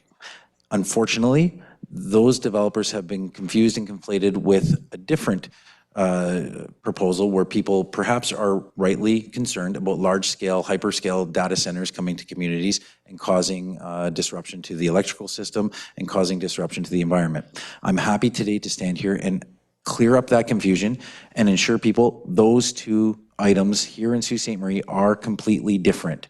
And right now, we cannot even approve a hyperscale data center here in Sault Ste. Marie. So all of the things that we're worried about coming here, consuming our energy, consuming our resources, and having a detrimental impact on our environment will not happen because, quite frankly, those data centers cannot come here. So I'm happy that we've had the opportunity to debate this. I'm happy that we've had so many people show up and be concerned about this and reach out. I'm sorry, I won't be able to articulate every single name of every person who has called, emailed, texted, or sent other messages, but we have heard you, we have read all of those, and we understand them. Please know those centers will not be coming to Sault Ste. Marie because, quite frankly, we don't have the capacity for it. So your environment, your electrical system, and otherwise are all safe. I really do appreciate you guys being involved and everybody being here. It's significantly important for us to know when people are this engaged in a process, and that is why I'm here to answer all of your questions. Please, all of you, anyone in the gallery, anyone at home, reach out to me via email. I will send you these documents as quickly as possible once you do. I appreciate your time, but for the reasons that we have experienced today, or sorry, that we have learned today, that these centers are not possible to come to Sault Ste. Marie, I will not be supporting this motion going forward. Thank you, Councillor Spina. Councillor Hollingsworth? Thank you. Everyone, and I totally agree. I so appreciate everyone here tonight, and I know it sounds like a broken record by being sincere, and thank you to the phone calls, the emails, and that's what it's about. I've said this before with other important issues over the last 4 years. We've had times where galleries like tonight is full, and this is what it's all about. This is democracy. This is what it's about. We need to hear you. If it's face-to-face, through email, through text message, whatever, we are here to represent you, to listen to you, so thank you for coming. I'm a great believer that the future is coming to us quite fast. It's already at our doorstep, and actually it's already through the door. What scares me and frightens me most is AI. We are here trying to debate tonight positively in a professional manner about a policy or whatnot, or a bylaw on data centers. Gosh, we don't even have a policy on AI, and we have proof that AI is now taking over us, not here in Ontario or Sault Ste. Marie, but all the world. I would be really afraid of AI. But that's not what we're here tonight. We're not here to debate that. We're here to have a healthy conversation about, it seems, data centers. I am a great believer that eventually, maybe not tonight, but eventually we do need a bylaw, a good policy, good governance. And that's what we're here for, to represent good governance. And I want to have an open mind that we do need something around data centers. I hope that, depends on how this lands tonight. If it lands differently, I have been in conversations with Councillor Bruni that he and I have and are interested in working on a policy with the direction of the rest of council in conjunction with our mayor to make sure that we do have a policy. Not having a policy on AI or data centers is something that would be a failure to this council. We need to be kept up to date on technology. So depending on how this particular motion in front of us lands, if it fails, you have my word that we will be working on a policy. Having said that, I honestly would be more concerned about our community neighbors down the line between here and Sudbury. They have so much more property than we do. There's a lot of agriculture property between here and Sudbury that we can't control. I am honestly worried that the data centers may come knocking at those townships, those communities down the road, and our valuable agriculture may be gobbled up with data centers. But I'm honestly not worried about that happening here. And I'll tell you why. When you really look at all our basically property, we are so pushed up against the pre-Cambrian Shield. If you drive up to Highway 17, our boundary stops barely, just shortly past the Glenview cabins. We are surrounded by wonderful water. We also have neighbors, the Garden River Reserve, that stops us. We also have Prince Township that stops us. We have limited land. And as Mr. Ver has said in previous meetings, we are working hard to basically, hopefully, attract the port. We need industrial land for potential other industries that will come here that will feed into the port. I'm really confident to say that we're not going to give away that land and for a data center when we are very concerned about looking at industry that's going to promote and produce jobs, not 200, but more than 200. And the process we have today may, in some eyes, be broken. And that's why, again, I'm saying that Councillor Bruni and I are taking upon us that we'll come back with a very clean policy that everyone can add their comments to. I applaud and credit my two council mates for taking an attempt on trying to, but I don't like how I heard words tonight, control or basically stop data centers. We already have data centers here. We already have data centers in Ontario and around the community. So having said that, I'm not going to support this tonight, but I will say this, we will be coming back with a motion where we can all work together in a timely manner to find the right words so we have good governance that would direct this council, future councils. And I hope that we can start to identify other futuristic trends, projects, whatever you want to call it, that we can start updating our bylaws to try to predict the future so we can protect our beautiful community and our natural resources. So to end, let me be clear. Yes, I am concerned about data centers, and I am so concerned about our agriculture. When you look around the world, there's droughts happening. When you look around the world, there are fires happening. And if you want to really say Canada and northern countries, Canada, China, Russia, Scandinavian countries, actually are the places to be. Because with global warming, where do we as countries have the resources? It's us. It's the northern countries. We have the water. We want to protect the water, yes. We have the minerals. We have the agriculture. And when we see drought situations happening in Italy, Spain, United States, and elsewhere, our breadbasket is shrinking. Yes, I believe in protecting Canada, and I will protect Canada as long as I'm in this seat and else time. So yes, I want to make sure Sault Ste. Marie's safe, but let's do good governance and let's basically put forward another meeting, another draft. It's a good start, good attempt. And again, thank you for everyone here and thank you for everyone listening. But I ask, if you want to continue to lobby between here and Sudbury, because there's a lot of property out there and there's a lot of property that don't have policies. And large mega centers are looking for a lot of property. We don't have that property. But between here and Sudbury, there is a lot of property. Thank you. Councillor Kinnick. Thank you, Mr. Mayor.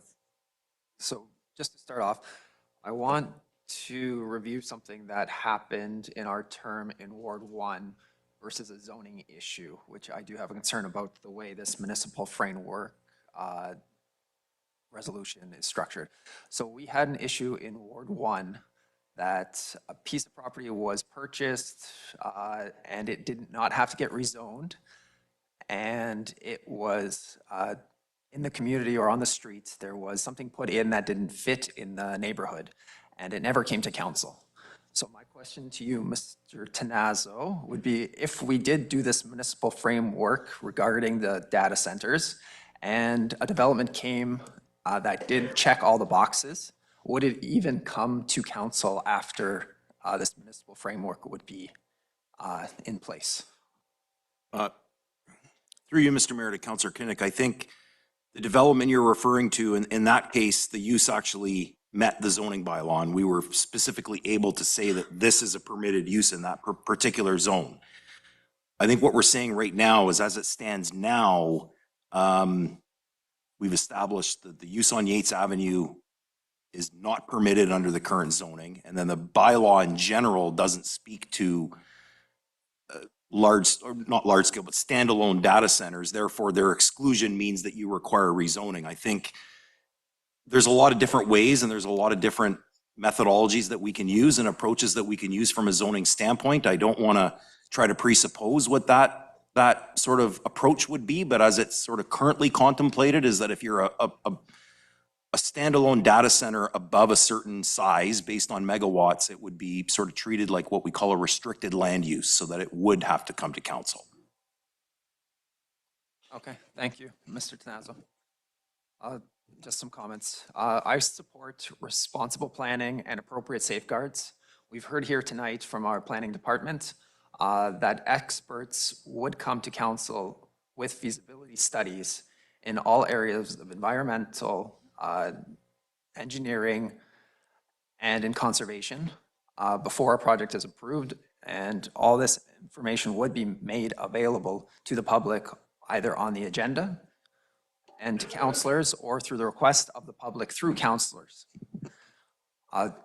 Going forward, I don't believe this is the correct way to approach data centers. We've heard many arguments here tonight. I would say the strongest argument is we don't even have enough electricity coming into our city to support a data center of the hyperscale. So at this point, I believe this municipal framework we are talking about in this resolution is an overkill. It's creating a cookie cutter response to something that is evolving fast and changing very quickly. So even in 3 months, even in a year, if a data center does come to council or is proposed in the limits of Sault Ste. Marie, I think it would be drastically different than what, let's say, our municipal framework would structure at this point in time anyways, because they're changing. Like we said, there's already closed loop systems. There's already systems where they're monitoring temperature, water temperature that comes in and out is within 3 degrees. There's already things where, for example, the Protextra one is, I would say, an experimental data center because it's using the cold climate to help cool. So at a small scale, if this can be utilized in, say, Canada or other near North or near Arctic countries, we might be seeing a whole new generation of data centers develop out of this smaller project. So I just don't think we can, like I said, make a cookie cutter response to something that's continuously growing, and it's going to grow outside the mold of this cookie cutter very quickly. And because of that, I can't support the motion tonight. Thank you, Councillor Kinnick. Councillor Scott. Thank you, Mr. Mayor. I'm going to ask some questions pertaining to the motion at hand. Through you, Mr. Mayor, to Mr. King, City Solicitor. If we were to come forward with a bylaw, and I think Councillor Caputo asked a similar-ish question, but even though we don't have any current projects, if somebody did come with a proposal, or if somebody had something in already started with the IESO, as we heard, there may be some applications right now, or even, forgive me, Councillor Caputo, Protexta, could we be challenged to any degree on this bylaw where the city may incur legal costs? Through you, Mr. Mayor, to Councillor Scott, there could be a couple ways that the bylaw itself gets challenged. It is obviously a bylaw that would be passed under the Planning Act. So there is the opportunity to bring it before the Ontario Land Tribunal. Normally, those types of appeals are dealt with in-house staff, so we could look at our legal team as well as working with our planning department as the expert witnesses to advance those. They do demand some work from both departments in terms of resources, but they're not overly heavy on the cost side of things.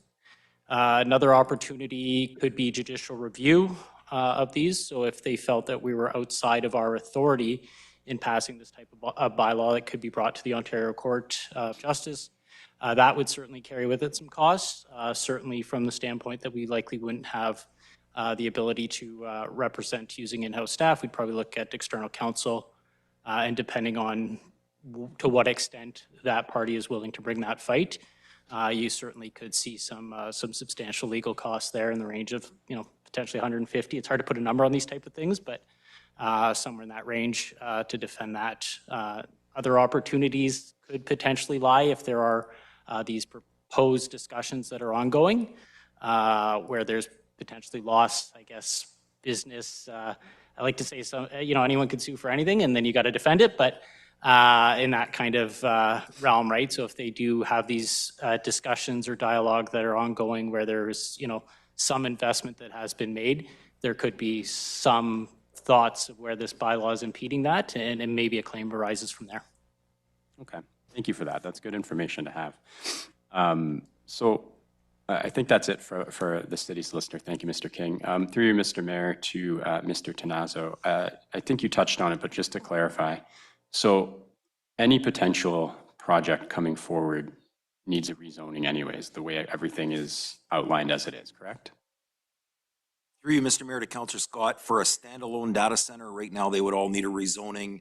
It gets a little bit trickier when you get into these combined uses, where you've got a data center, but maybe an office use. And that gets a little bit trickier, and it depends, but for the most part, if they're not sort of in very scope-specific zones, they too would need a rezoning.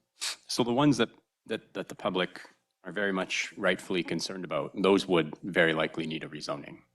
Through Mr. Mayor, at present, yes. Awesome, okay. And my next question for you is, could we get a framework prepared in time, since there are no current applications coming forward, that well, there may be, but do we think staff have the ability to get a framework completed in time and be ready and prepare without the need of an interim control bylaw? Through you, Mr. Mayor, to Councillor Scott. So the timeline that we're contemplating is that we could have a preliminary framework presented to council at either the next meeting or the meeting after that. And then we would undertake the public consultation throughout the fall and then have something to council early 2027. But I don't want to presuppose how that consultation would go. And then that bylaw too would be appealable, which could then get caught up in, caught up with the Ontario Land Tribunal. Okay, because can I request that if this doesn't pass and we are getting this, even if it does pass, actually, you're going to be working on the framework, can we ensure there is plenty of public consultation and potentially several open houses? I will gladly host them in my backyard if I have to make sure that people are aware. Can we ensure that? Through you, Mr. Mayor, absolutely. I'll say this on behalf of all planners, like this type of policy work is what we come to work for. We don't want to argue process, we want to argue policy. So we will try our best to go over and above. I think sometimes it's inevitable when, people feel backed into a corner, they disagree, you argue, not policy, but you argue process. We will go above and beyond. Great, thank you. I think that's everything for you, Mr. Tanazo. Through you, Mr. Mayor, to Mr. Ver, a few questions for you as well. We've touched on it, but we are aware that there's a transmission line coming into Sault Ste. Marie that's going to increase the available power for the community. Do you know how much that new transmission line roughly will bring in? Through you, Mr. Mayor. In megawatts, if we want to just make it easy. Yeah, sorry. Right. Through you, Mr. Mayor, to Councillor Scott. So that transmission line, excuse me, will bring in the 280 megawatts required by Algoma Steel. In addition, it does open up the region to additional megawatts, but those megawatts are shared amongst the region. So that's where it will go back to the province to allocate the megawatts to different projects in this region. We had heard anywhere from 400 to 700 megawatts could be available, but as new mine projects come online in our area, some of those will take some of that power. So it really is a matter of IESO to gauge the amount of power in the projects to determine who gets the power. So even after the transmission lines come in, that's servicing the broader region rather than just the community. So it's not saying that Sault Ste. Marie would have, 400 megawatts additional capacity lying around. So even into the future, we very well may not have the capacity to support a large hyperscale data center. Through you, Mr. Mayor, to Councillor Scott, that's correct. It really is we are tied to a provincial grid system, and it is the province that then determines which projects can connect and how they connect to that grid. From an economic development standpoint, we are always pushing as hard as we can with the IESO to make sure that we can support new projects in our area and that the grid will allow us to enable these new businesses to take hold. But at the end of the day, it is a grid system that's constrained, and the province will determine where the power goes. And so further to that, any of these proposed data centers have to go through the IESO then, if they're that large, right? Through you, Mr. Mayor, to Councillor Scott, that's correct.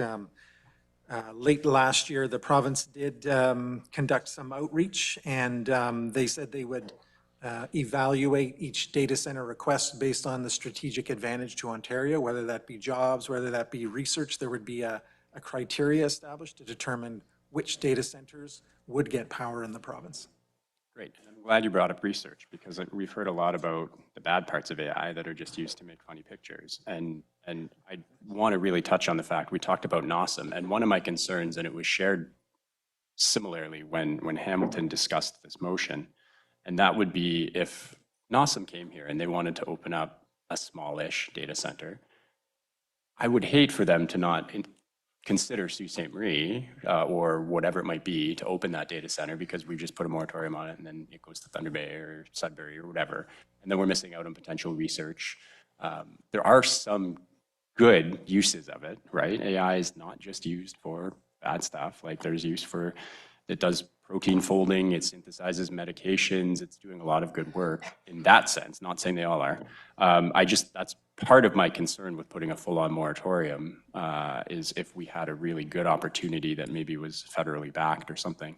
But it does sound like tonight we don't have the capacity anyways.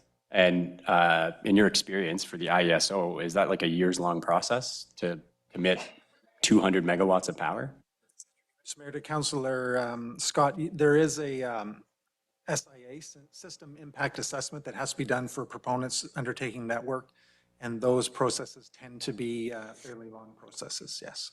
And in those cases, do you happen to know if the IESO mandates that maybe a very thorough environmental assessment is undertaken? Through you, Mr. Mayor, to Councillor Scott, I believe the IESO is solely looking at the electrical side of it, and it would be the other processes that would then look at the environmental side. But either way, it would still have to come to council, right? Okay. So I think given that, then that's a lot of reassurance for myself, because I do share these concerns, similar to Councillor Gardy. I mean, we know the hyperscale ones are definitely the ones that we need to watch out for, but it sounds like A, we couldn't support it if we even tried, and B, it would still have to come before council. We've got guarantees from Mr. Tanazo that when making the framework, we're going to have a lot of public consultation. I will hold you to that, Mr. Tanazo. And so I think I completely understand where Councillor Caputo and Councillor Vezo-Allen are coming from. I hesitate on a moratorium that leads into a new council term, and they're going to have to come to us anyways. So I don't think I could support the motion as is, but I do agree we need more consultation. We need to consult with every group that we can, as often as we can.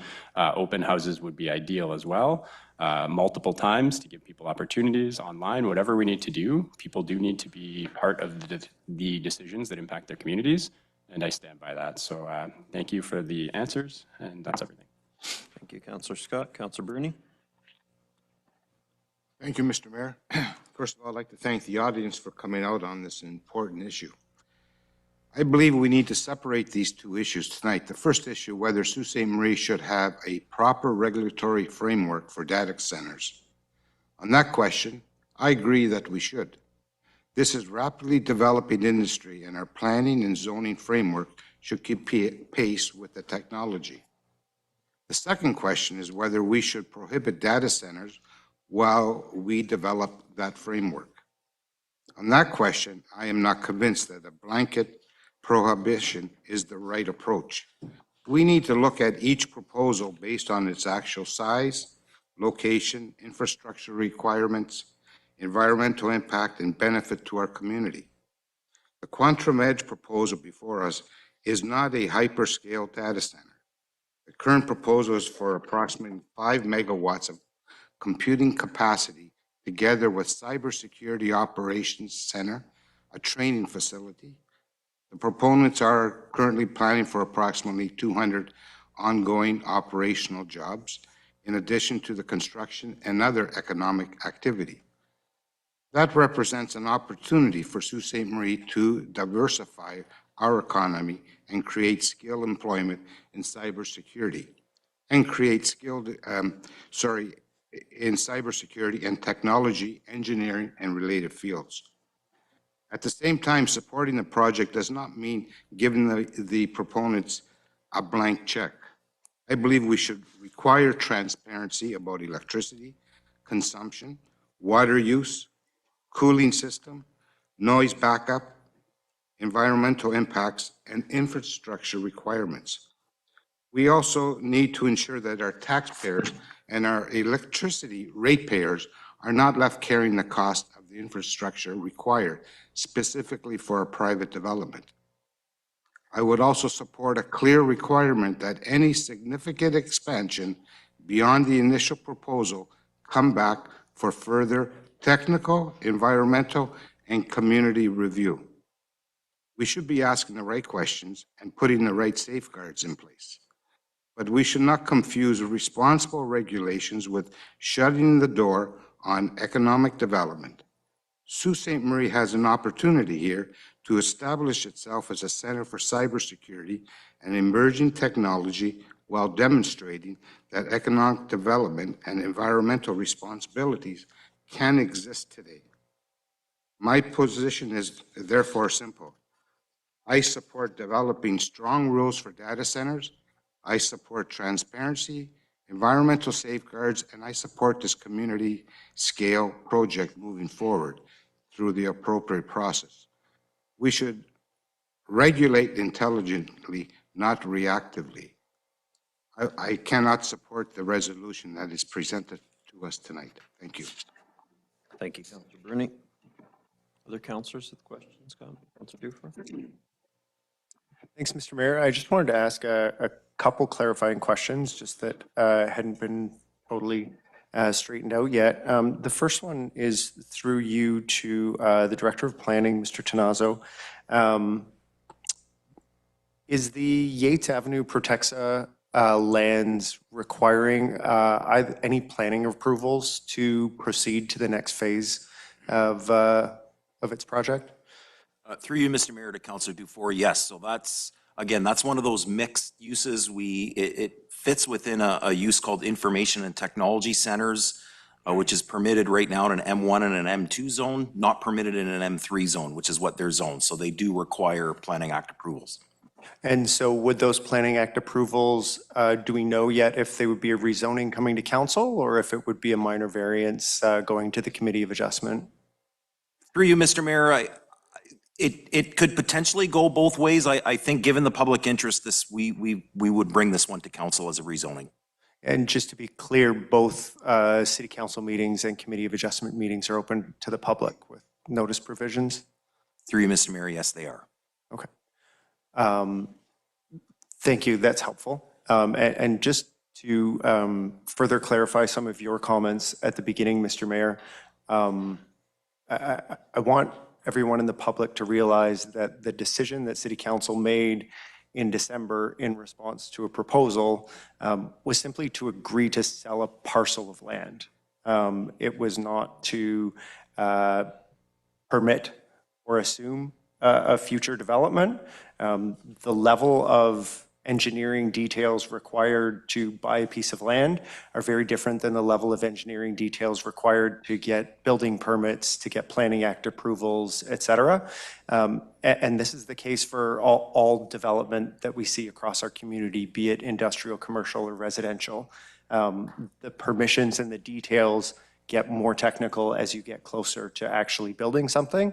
And that's how it exists across Ontario. Nobody's going to spend the amount of money required on these kinds of studies without first knowing that, yes, in fact, you are allowed to do this as a concept, right?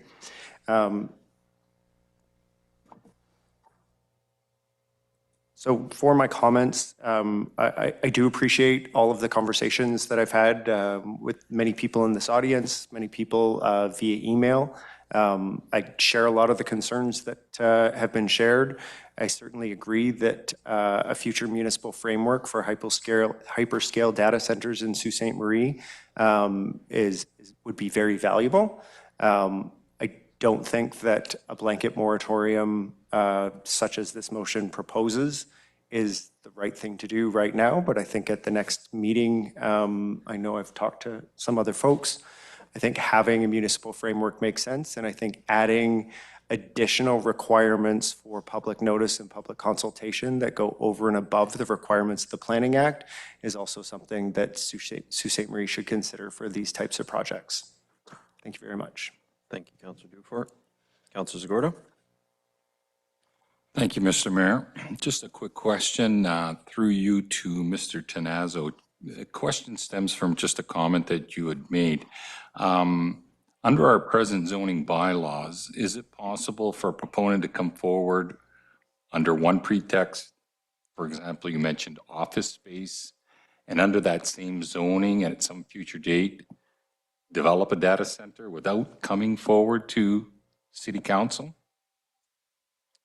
Through you, Mr. Mayor, to Councillor Zagordo, that's always tricky when you get into these mixed uses and what is accessory to the other and how does it work. And I think generally that, you know, if somebody came and said, okay, we're going to do 50% office, 50% data center, and then they came and it was 90% data center, 10% office, or generally that would get caught up in the building permit phase when you know, the folks would be looking at the building permit and they would generally say, well, this isn't really what the zoning approves or the zoning was put in place for. To say that something could slip through that way, the potential is there, but that's generally how something would get caught. More specifically, if somebody came forward at 100% office space and at some future date data center was developed, that wouldn't necessarily come to council. Through you, Mr. Mayor, I think something like that would definitely get caught through the building permit phase where the building counter would be looking at it and saying, okay, what's the use here? It's a data center. That's not permitted, as opposed to an office space is permitted. So that's usually how a lot of these rezonings come about, is at the building permit counter. Okay, thank you very much. Appreciate it. Councillor Zagordo? That's everyone. Councillor Caputo, I said I'd go back to you. Thank you, Mr. Mayor. It is clear to me that most of us agree that we should have a municipal framework in place, but that many of you may not agree with the interim control bylaw. Can I just ask Mr. Tenazzo a question before so Mr. Tenazzo, you did state, I believe, you could have a framework to council in about two meetings. Is that what you said? Through you, Mr. Mayor, to Councillor Caputo, I'm confident that we could have it would be a draft framework. It would be a starting point for the public consultation, but it would define them, it would classify them, and we would outline how we propose to regulate them through the zoning and what a complete application would be in public consultation and things of that nature. Okay, so I'm wondering if I can separate the two asks. I would like, if we can, to still vote on the interim control bylaw and then have a vote on also having the framework returned to us. I'm just not sure if we should put a timeline on it or if everyone's comfortable with just having Mr. Tenazzo return to us with a municipal framework. I would also like to state that if there are councillors that don't like the way they see the framework laid out right now, that we propose amendments, if possible, rather than trying again, because if this fails, I don't know what the policy is to enact another attempt at having another draft. Okay.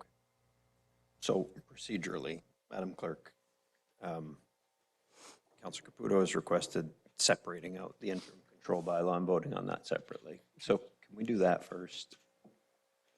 So that will be, again, Councillors Caputo and Bezel.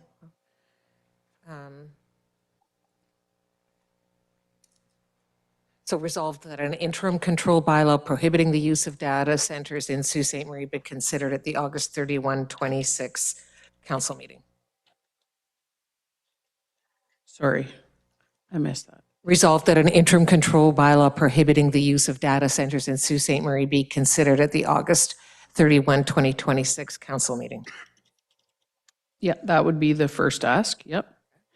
Well, perhaps not the use of data centers. I think it's the That the development. Development, yeah. So this is a separation out of the last ask in the motion. So we can So just the interim control bylaw. vote on that. We can separate out a portion of the motion for sure. This is this is a motion that is peeling out part of the original motion that we're voting on. Then we're voting on the amended motion without the interim control bylaw in it. You're asking point of order, clarifying question? That's, yeah. What would the process be for having a fresh motion? Yeah, Madam Clerk? You mean the motion with the interim control bylaw? No, I mean a brand-new motion. I think he means a brand-new motion. Perhaps at the next meeting. Just on a municipal framework. Yeah. So what would have to happen? I have to pull this one and then what, and rewrite it? Is that what's being asked? My question is a procedural question. If this motion is defeated, and a new motion be brought forward, or does this motion need to be deferred? The motion would have to be brought forward under the reconsideration provisions of the procedure bylaw. Which would be somebody who votes on the prevailing side would have to move and second. As long as two people who voted no on this motion so agreed, they could bring a motion for reconsideration at the next. If it meeting with failed. a fresh motion. Yeah, okay, thank you. But you reconsider the original motion, do you not, under the procedure bylaw, Madam Clerk? That's correct. And then when it fails, you can present the new motion? Oh, God. Okay. Well, so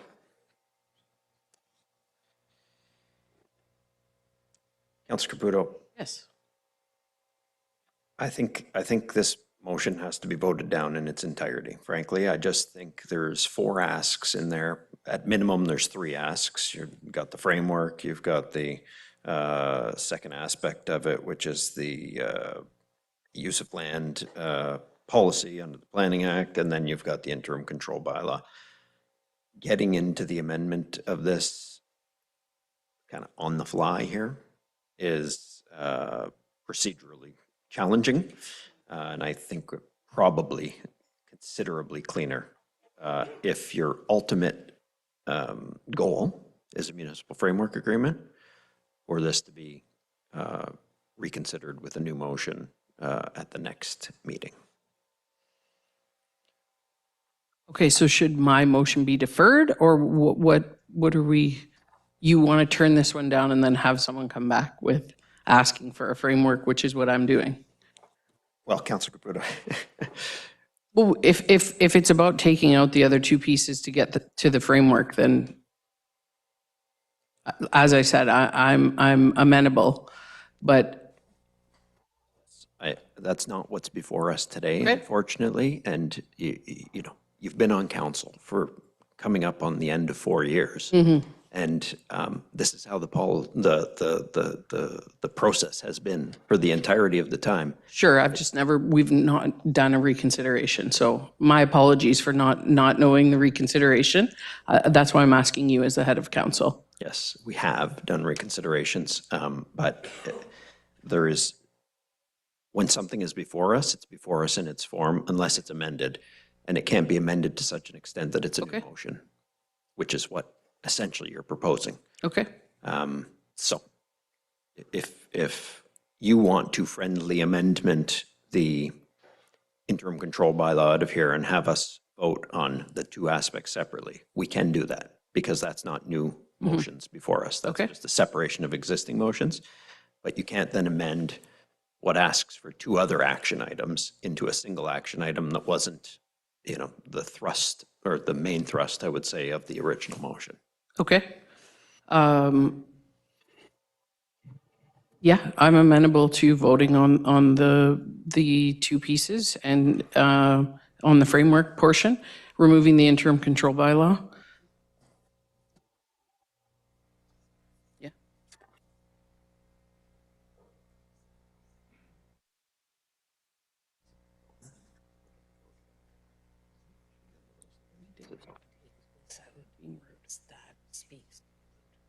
He's like, he's looking right to me. Okay, Madam Clerk, if you want to go through that procedural proposal that you just So went through with me. If I understand what the ask is, so in the operative clause as it begins the now therefore be it resolved, when it talks to staff be directed to undertake a review and study of city's land use planning policies in relation to artificial intelligence data centers, if you remove the words pursuant to Section 38 of the Planning Act applicable to all zones where the use is permitted in the city of Sault Ste. Marie, including but not limited to its official plans and zoning bylaw, because Section 38 speaks to interim control bylaw.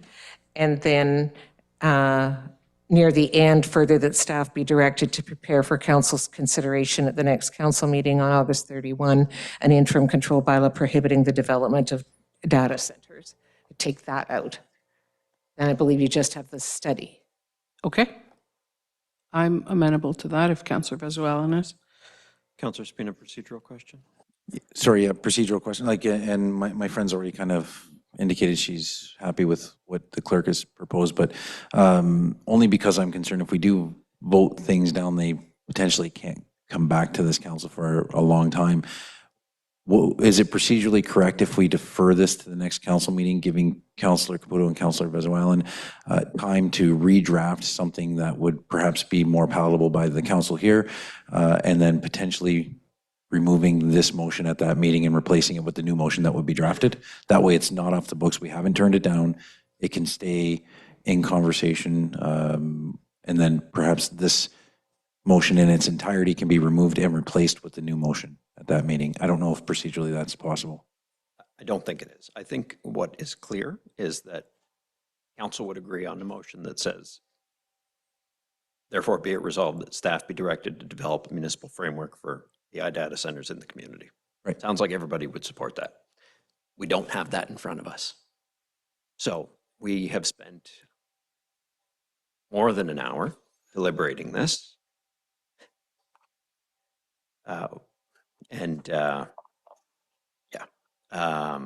I think procedurally, we are stuck with what's in front of us, subject to a couple of separations of the issues. And we can't amend our way out of a poorly drafted motion. I mean, I'm less concerned about time. I'm more concerned about getting things right for the community. I get it. We spent an hour. I don't care if we spend 10 hours talking about it. We got to get it right for the community.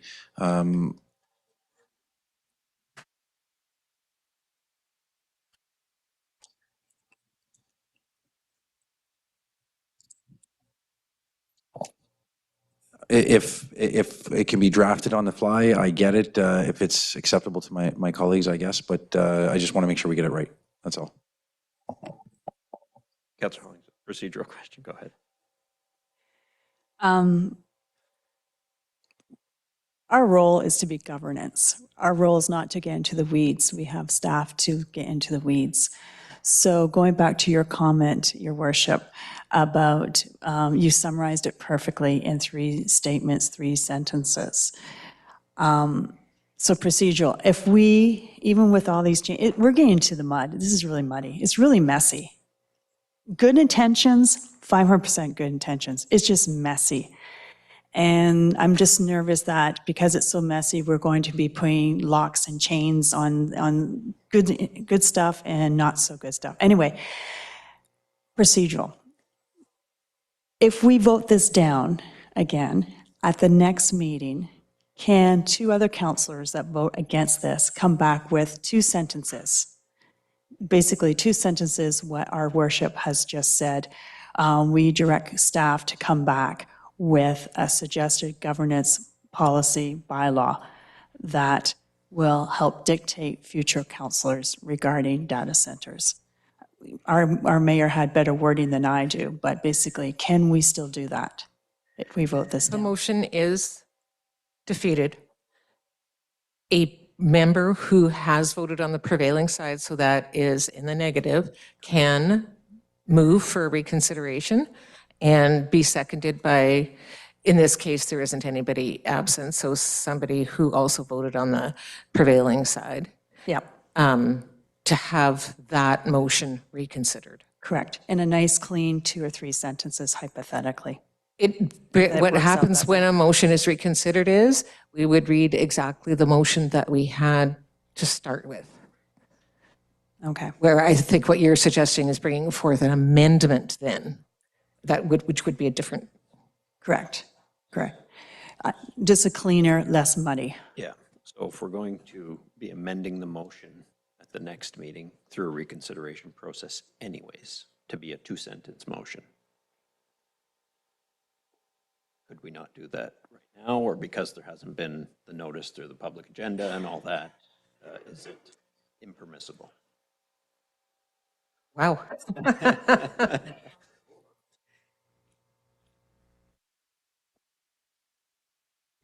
So the question is, if we vote this down, it sounds like 2 people that vote this down can come back at next council meeting with a new motion. It would be the same motion with proposed amendments. But there would be no separate agenda as of the. So then you would have, Same motion concept, but not, We'd reconsider this motion exactly the same words of what's with a proposed. presumably defeated. And then amendments could be proposed in the course of that. okay. Thank you. So We can work. the way to do that is to vote this down. Madam Clerk? Procedurally? I'm not asking for your opinion on whether we should vote it down, but procedurally, the way to get an amended briefer motion on the agenda is to vote this down, have a reconsideration with a fresh motion to amend the original motion on the next council agenda. Yes, you could also do what is being suggested with taking this motion and removing the references to an interim control bylaw, if that's what. Yeah, I think it is far beyond the scope of what council's willing to go to here.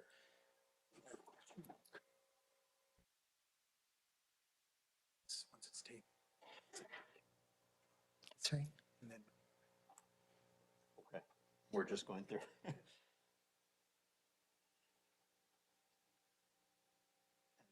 Okay, so there is the option to withdraw the motion, which does not require then a reconsideration subsequently, but it does need the consent of council to withdraw the motion. Because it's in the possession of I council. don't know if that's agreeable or not, but we could withdraw the motion. And then it'd be officially read but not dealt with.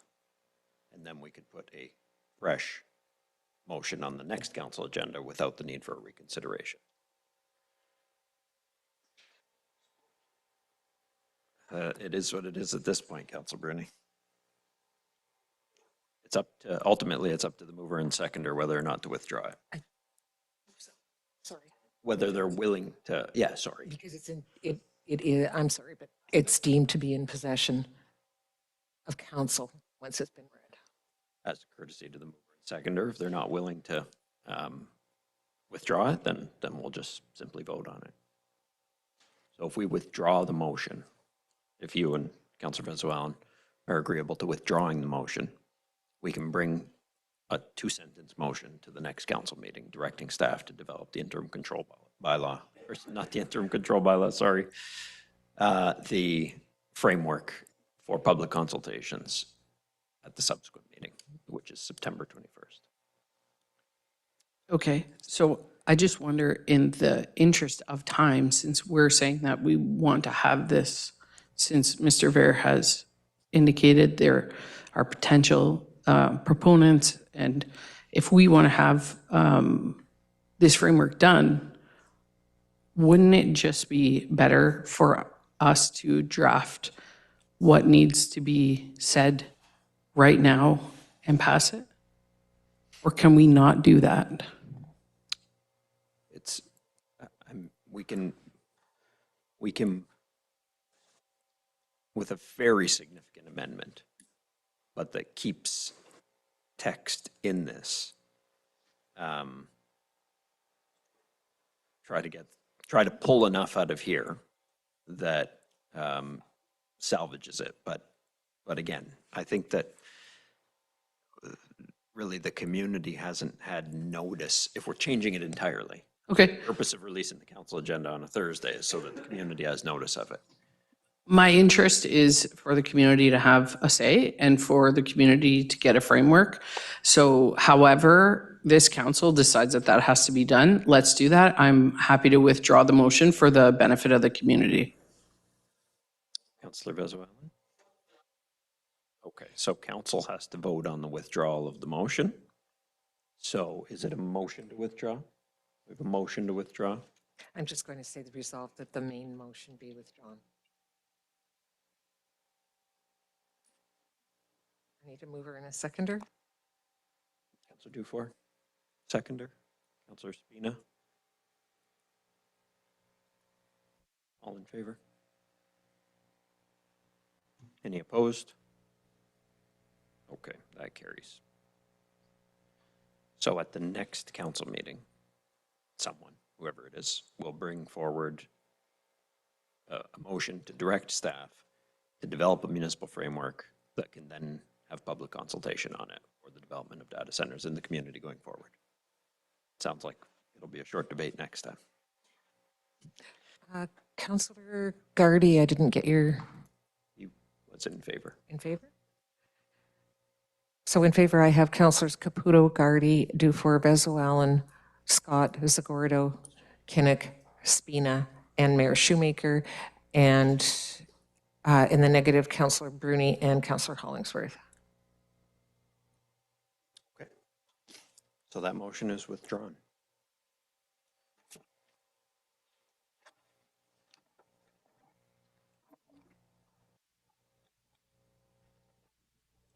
Under agenda item 9.2, Autonomous Systems Testing and Validation Enclave, I have a motion by Councillors Gardy and Scott, whereas City Council passed a resolution in November 2025 directing staff to evaluate opportunities within the advanced aerial mobility, counter uncrewed aerial systems, and defense technology sectors to diversify the local economy.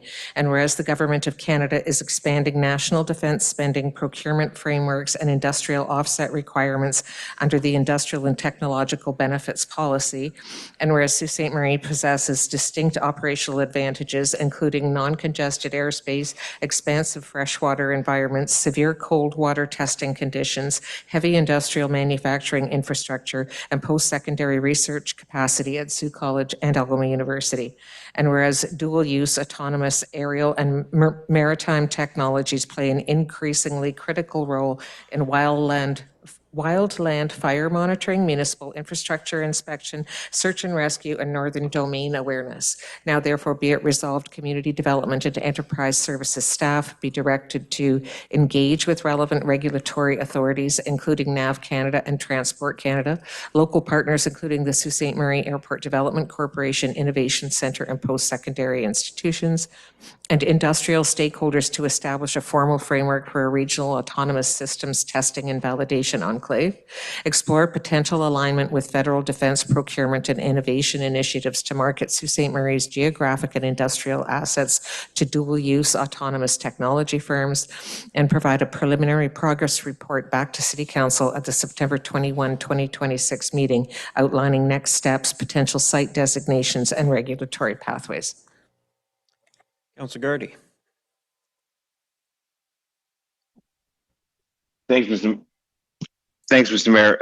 And not to belabor the point, but going back to the conversation we just had for the last hour and a half, we're in a difficult situation economically. We have to do whatever we can, and I feel leverage whatever strategic advantages we have as a city and as a region, and leverage our proximity, our location, I should say.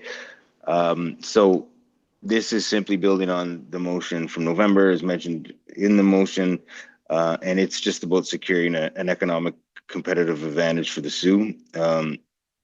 we have exactly what a lot of autonomous technology firms are looking for: non-congested airspace, perfect cold weather testing conditions, and by establishing this testing and validation enclave, we aren't just creating a framework. We're putting our city again on the national map for defense and aerial mobility innovation.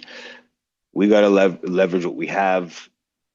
We have expertise. We have some elements that could lend itself to us being successful here.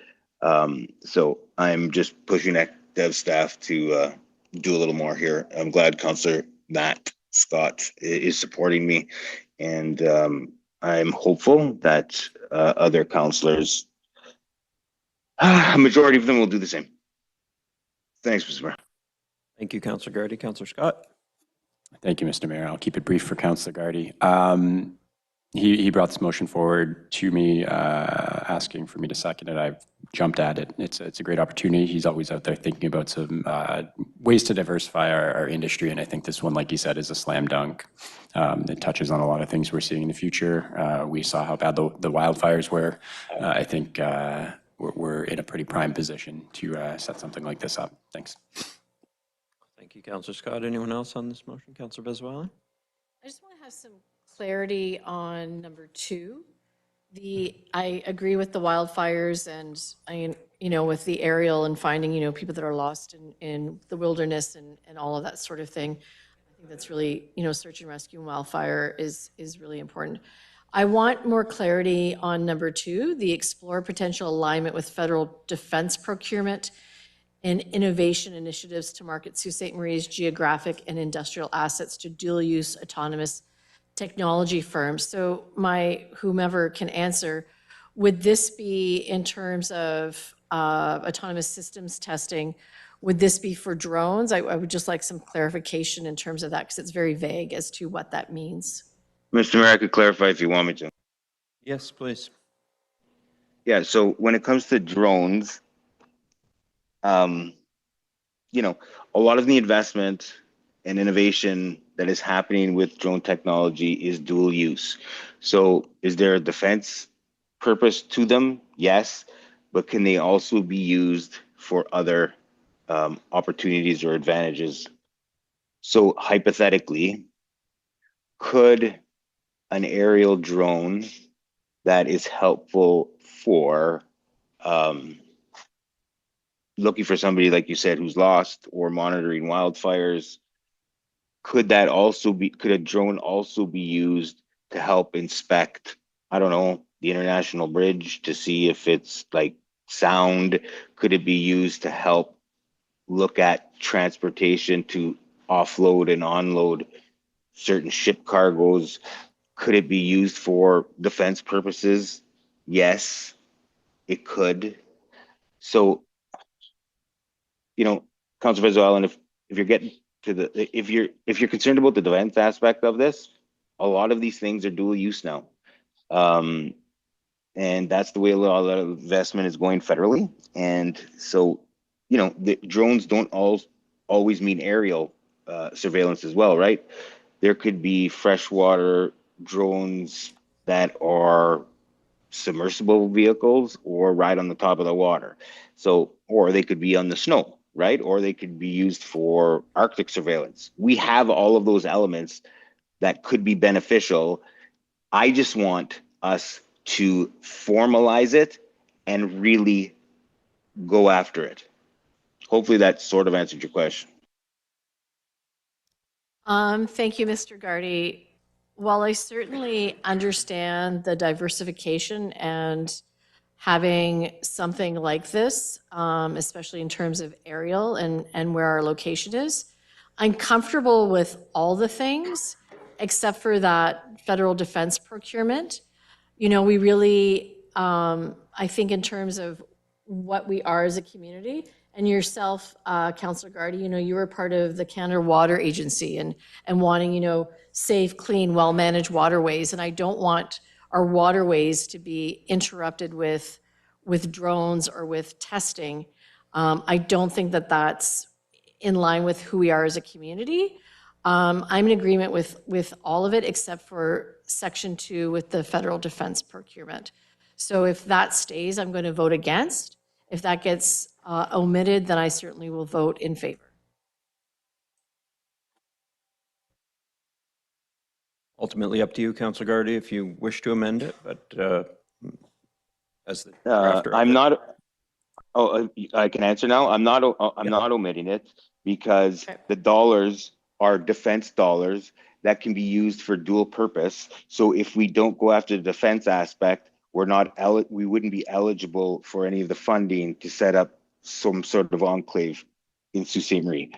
I'm really, with all due respect, Councilor Vezo-Allen, I'm really getting tired of people throwing up this defense block when it comes to leveraging what we need to do in this community. So later on in the agenda, there's the Rochelle thing. That should be supported too. I'm done. Thank you, Councilor Gardy. We'll get to that one.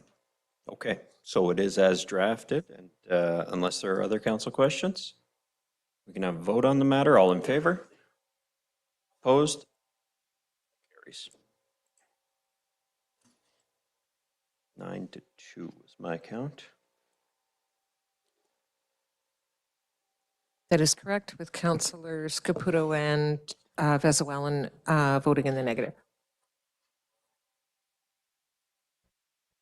Agenda item 9.3, second line sidewalk extension, a motion by Councillor Scott and Gardy, whereas pedestrian safety and active transportation infrastructure are essential components of a safe and connected community, and whereas residents in the West End have raised significant safety concerns regarding elevated vehicle speeds along Second Line West, and whereas future and current residential development in the West End has increased both vehicular traffic volumes and the number of pedestrians navigating the corridor, and whereas the introduction of the grade 7-8 program at Cora Collegiate and Vocational School has resulted in a higher number of young students walking through the area daily.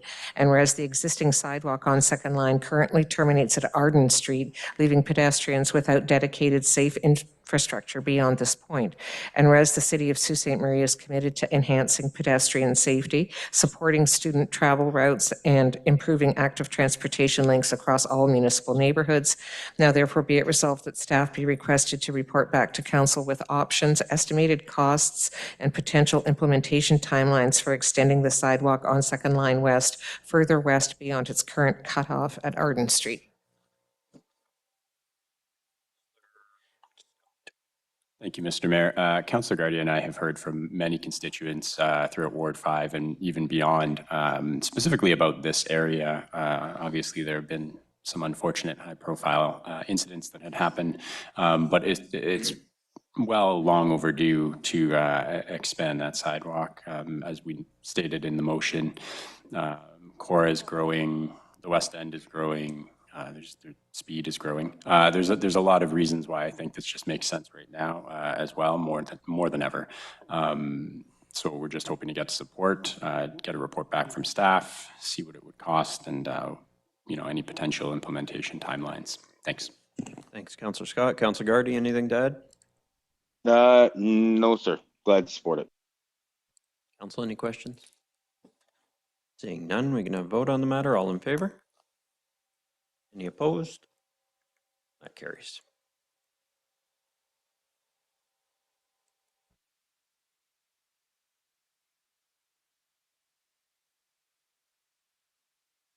And agenda item 9.4, line painting, a motion by Councillors Spina and Hollingsworth, whereas the safe and efficient flow of motor vehicle traffic is a priority for the City of Sault Ste. Marie and surrounding communities.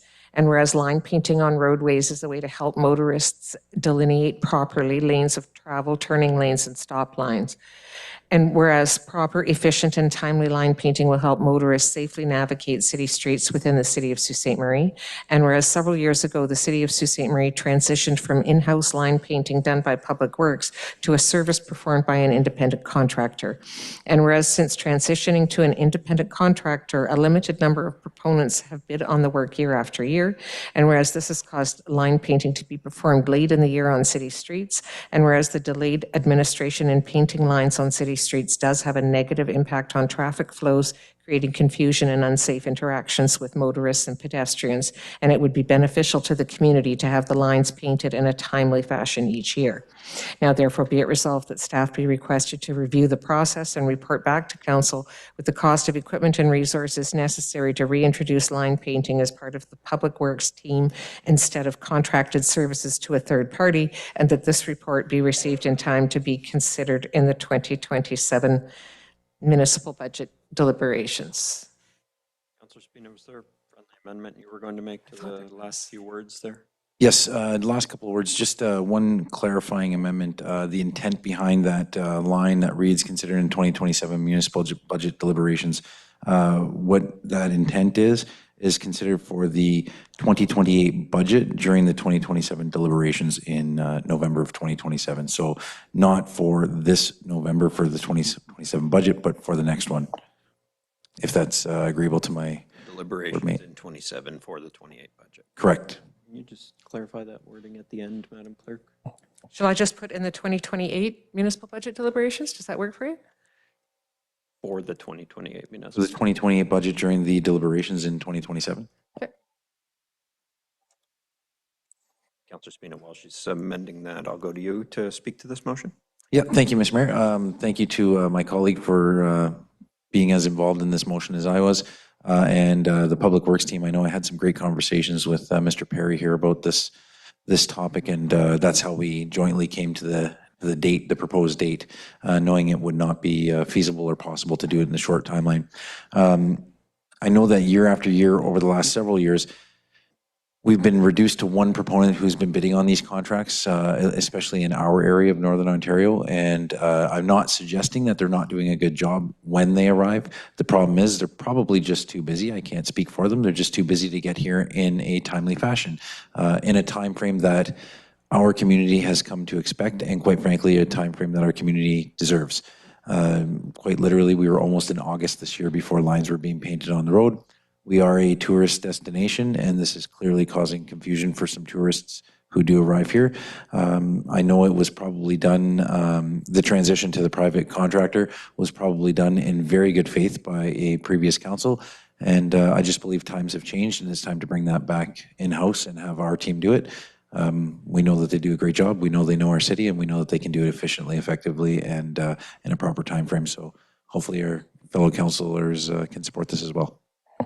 Thank you, Councillor Spina. Councillor Hollingsworth? Nothing to say. Good summary. And again, I hope everyone supports this. Thank you. Thank you, Councillor Hollingsworth. Councillor Scott? Thank you, Mr. Mayor. I just have two quick questions on this motion, and I think it's a great motion. I'm going to support it. I just have some questions. I'm not sure who can answer it, but do we know when, rather than several years ago, when we transitioned from in-house to independent contractor? Does anyone have that information? Through you, Mr. Mayor, to Councillor Scott, we started transitioning in 2014. 2014? Okay. And at some point, the federal government put in some regulations and we had to switch from oil-based paint to water-based, correct? That was prior to that. And that was prior to that. Oh, okay. Because I was going to say, are these concerns also exacerbated by the fact that it doesn't last as long because it's water-based? But okay. So it was prior to that anyways. Okay. Those were my two questions. Thank you very much. Any other questions? Seeing none, we can have a vote on the matter. All in favor? Carries.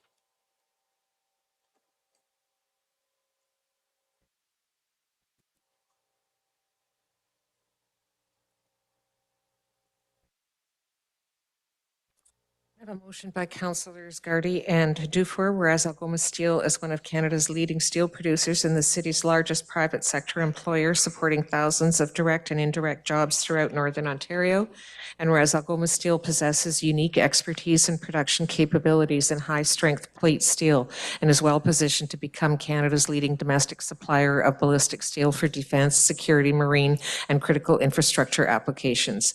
And whereas Rochelle is a Canadian Canadian-owned defense manufacturer specializing in the design and production of advanced armored vehicles that are currently used by allied governments, NATO partners, and security agencies throughout the world, and is seeking to supply the Canadian Armed Forces through the Federal Light Utility Vehicle and Domestic Arctic Mobility Enhancement Procurement Programs. And whereas Algoma Steel and Rochelle have established Rochelle Algoma Defense Solutions, a Canadian partnership created to establish a Canadian Centre of Excellence for ballistic steel production and to develop a sovereign domestic supply chain for defense-grade steel, fabrication, forming, machining, and armored vehicle production in Canada. And whereas this partnership represents a significant opportunity for Sault Ste. Marie to become a critical contributor to Canada's growing defense industrial base while supporting the continued diversification of Algoma Steel's product mix into high-value defense manufacturing. And whereas the Government of Canada has adopted a defense industrial strategy that recognizes the importance of strengthening Canada's sovereign defense manufacturing capabilities, supporting domestic supply chains, reducing reliance on foreign suppliers, and ensuring defense procurement generates long-term economic benefits for Canadian workers and communities. And whereas investment in a domestic ballistic steel industry would enhance Canada's national security, strengthen domestic manufacturing capacity, improve supply chain resilience, and create new opportunities for Canadian exports to allied nations. And whereas Sault Ste. Marie has a long history of supporting Canada's industrial and manufacturing economy and is uniquely positioned to contribute to the next generation of Canadian defense manufacturing through its skilled workforce, advanced steelmaking capabilities, transportation infrastructure, and strategic location. And whereas the proposed RADS partnership would create opportunities for new investment, skilled employment, research, innovation, and manufacturing growth in Sault Ste. Marie, while supporting additional economic activity throughout Northern Ontario and Ontario's manufacturing supply chain. And whereas recent federal defense procurement decisions demonstrated both the significant economic opportunities available to Canadian communities through defense manufacturing and the importance of maximizing Canadian industrial participation wherever possible in future defense procurements. Whereas awarding future Canadian defense procurements to Canadian manufacturers utilizing Canadian steel and Canadian supply chains would strengthen Canada's economic resilience while maximizing the return on public investment through domestic employment, industrial growth, and technological development.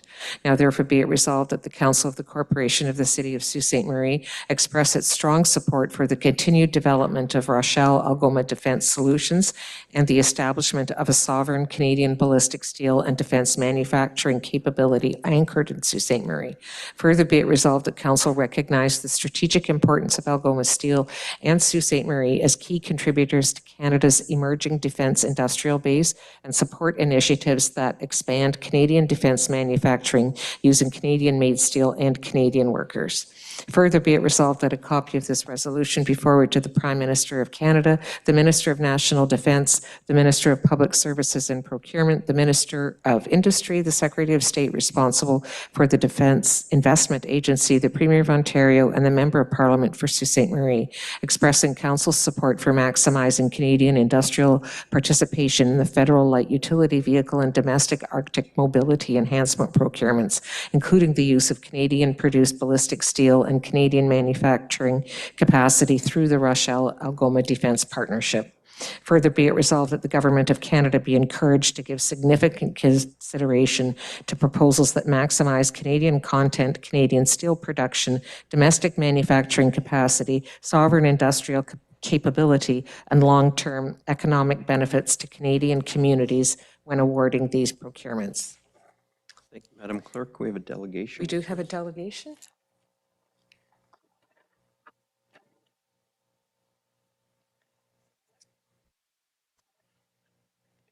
Stay in there. Welcome to Council. Hello. Okay. Wanted to make sure I can be heard. Oh, that's really loud. Because some of the previous speakers were harder to hear. So bonjour, Victorian Indigenous cause, Migazin and Durham, Bawating Ndonji, Nedawagang Nidibendagas. My name is Victoria. I'm here with some of my members from co-organizers from Sault Ste. Marie for Palestine, and I'm also here on my own as a citizen. I spent most of my life here where the rapids are, and I love this city almost as much as it frustrates me. Mayor Shoemaker and councillors, I'm coming to you today as a deeply concerned citizen, and while I wish I had the time to discuss all of the other concerns about some of the other things that were proposed, I'm going to focus more on this very prescient issue to me, which is in response to 9.5. Algoma Steel has been working on a partnership between themselves and Rochelle, who manufactures armored vehicles, as stated. What's missing in this conversation, while we obfuscate with neutral language, is the reality that armored vehicles from Rochelle are sold directly to a variety of sellers. And I want to highlight specifically the Immigration and Customs Enforcement in the USA and the Israeli aerospace industries. I have dozens of family members in the States. My neighbor's fiance lives there, my friend's life partner, my co-organizer's father. Many of us have watched in horror as ICE agents have accosted, harmed, and murdered American citizens and non-citizens alike. A call sent down from the man who placed another set of ridiculous tariffs on our country for wildfires that made thousands of Canadians temporarily homeless. Is this who we want to do business with? The Israeli aerospace industries is a proud defense surveillance company that provides our steel on armored vehicles to evict Palestinians from their homes, tear families apart, make children orphans, clear out schools, and safe shelter zones. Many Sioux citizens are very reasonably worried, first and foremost, about their families here in this city, but many I know are just as concerned about our relatives across the pond and across the river. The council is sharing a motion today to not only welcome, but to encourage this deal and invite more of them. Council wants to communicate to our provincial and federal governments that the steel plant is open season for war machines that could and will be used against our own families. I encourage you to vote nay on this invitation, and I hope that I am clearly heard when I say that I speak for my neighbors in stating that the cost of blood on our hands is not worth the potential prospect of economic benefits, especially since I guarantee that many profits from the war deals will not be seen by our families here. Thank you for your time.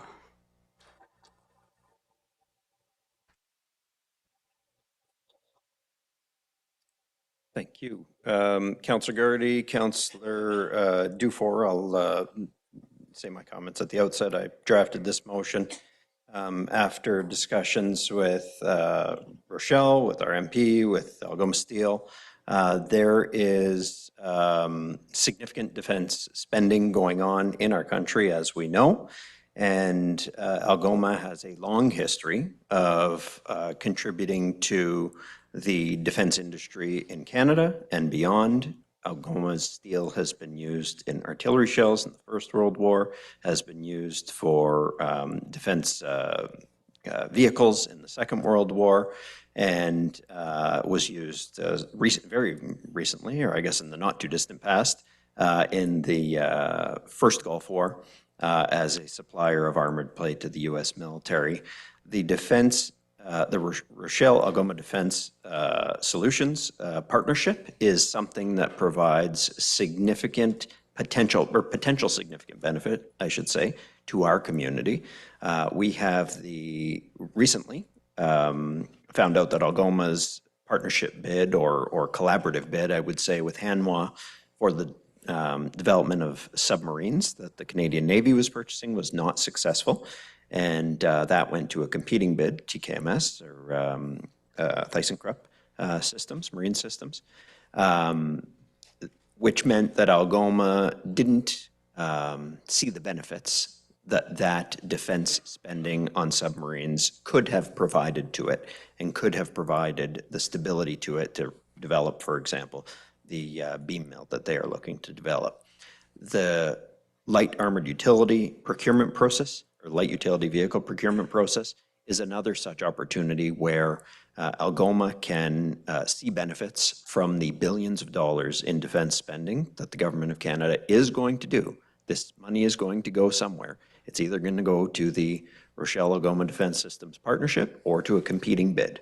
And so if this money is going to be spent, we want to see the benefits of it, and we want to be sure that there is a presence for this type of manufacturing in our community. So for those reasons, I think it is critical to support workers in our community. It is critical to support industry in our community, and it continues the long history that Algoma has of supporting the defense of Canada and more broadly, Canadian and Sault Ste. Marie jobs. Councillor Gardy? Thanks, Mr. Mayor. My first priority, along with, I don't like to speak for you, but yours and everybody else's around this council table, is Sault Ste. Marie. And I also know that the people, men and women who are laid off from Algoma Steel, would like to be back at work, and they would like to continue to live in Sault Ste. Marie, and they would be proud to contribute their efforts and talents to help support the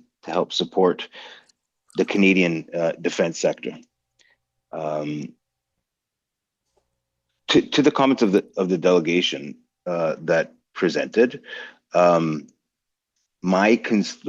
don't like what's going on in the United States, but that is not for us to sort out. That is for them to sort out. What we need to sort out is our community's future. And communities often don't have a future if there aren't opportunities for gainful employment, to be able to raise a family, to be able to support schools and businesses. So I urge the federal government to really consider the Rochelle Algoma partnership. I strongly believe that Mr. Carney realizes that Algoma Steel is a national security concern and something that he and his administration would like to support. We just need that administration to exercise that support. And I also think it's important to point out to Algoma Steel how much our community is trying to support them. It's important to remind them of that. For decades, they have gone through difficult times, at times, and this community has stood by them. We're doing it again, and as we stand by them, we need them to stand by us. Thanks, Mr. Mayor. Thank you, Councillor Gardy. Councillor Dufour? Thanks, Mr. Mayor. I'm happy to support this motion because I do see a significant need for Sault Ste. Marie to put its workers first and to play a role in terms of Arctic defense and in terms of producing a product that will be critical to Canadian national security. To the presenter in the delegation and to some of the folks who have written me about this, I really do understand and respect where you're coming from. With that specific reference to ICE and the situations in the United States, I also recognize and share that feeling of powerlessness that comes from looking at, what is a really terrible situation and wanting to do something about it, but recognizing that in a different country, it is very difficult for you to have the impact that you want. And so you look to your local area and rally around something that you feel can have that kind of impact to express the force of how you feel and their feelings that are very valid. It's just, for me, looking at Sault Ste. Marie as a whole and what we need to have here, I don't feel that turning down these kinds of opportunities for Algoma Steel and for Arctic defense, I don't feel like that will make the impact that we need it to make further south of us to prove that point. So that's why I'm happy to support this resolution. Thank you, Mr. Mayor. Thank you. Councillor Kinnick? Thank you, Mr. Mayor. I just wanted to add some comments that our presenter omitted. This company has also supplied 2,000 light armored vehicles to Ukraine, and they have hired displaced Ukrainians who came to Canada to work in their factories to support their home effort. So even though this is defense industrial, NATO arming and defense spending in Canada is helping keep peace and Western values throughout the world and standing on the front line. Companies like this are protecting us and our values across the world. Thank you. Thank you, Councillor Kinnick. Councillor Hollingsworth? you. Defense has become a dirty word, which is unfortunate. The word defense is not always out to kill. It's to basically to protect those that are pushing forward the right values. The bottom line is that my concern is exactly this, the Arctic. We have evidence that we are losing our position in the Arctic. Yes, there is a potential that this may go to other countries that we may not want to support, but we also have to make sure that Algoma Steel stays financially whole. And if this helps to put people back into work, if this helps to create a future for Algoma Steel, then I support this. I support this because we cannot allow our steel plant to suffer anymore. Hypothetically, if our steel plant ever shuts down, it's going to impact infrastructure across Canada, not just defense, but our bridges, our buildings, our other infrastructure, our railways, and so forth. We, as our mayor has pointed out, have supported in the past different wars. We don't know what the future holds. All I'm saying is that we need to, again, like either the councillors, focus on our community, get the economics going again.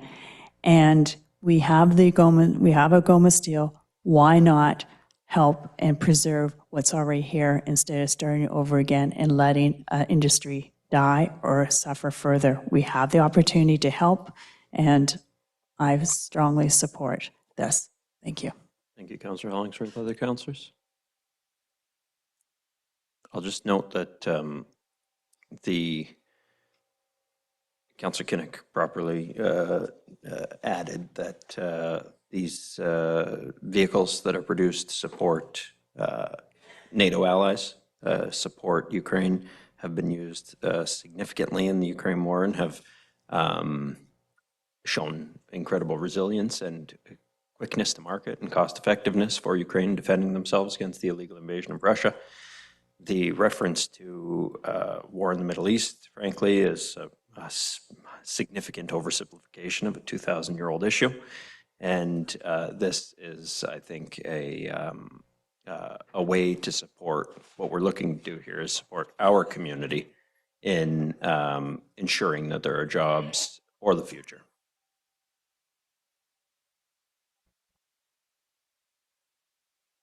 So with that, we can vote on the matter. All in favor? Any opposed? That carries.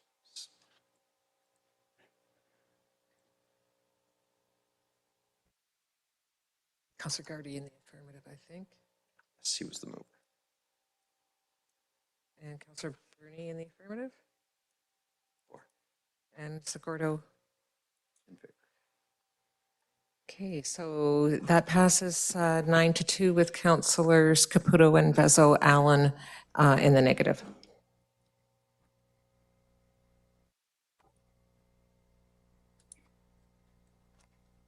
That brings us to agenda item 12. I have a motion by Councillors Spina and Segurdo resolved that all bylaws under item 12 of the agenda under date August 10, 2026 be approved.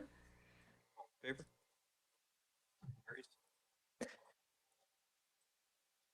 And then I have a motion by Councillors Segurdo and Hollingsworth resolved that this council move into closed session to discuss one item concerning personal matters about an identifiable individual and one item concerning a proposed pending or a proposed disposition of land. Further be it resolved that should the said closed session be adjourned, the council may reconvene in closed session to continue to discuss the same without the need for a further authorizing resolution.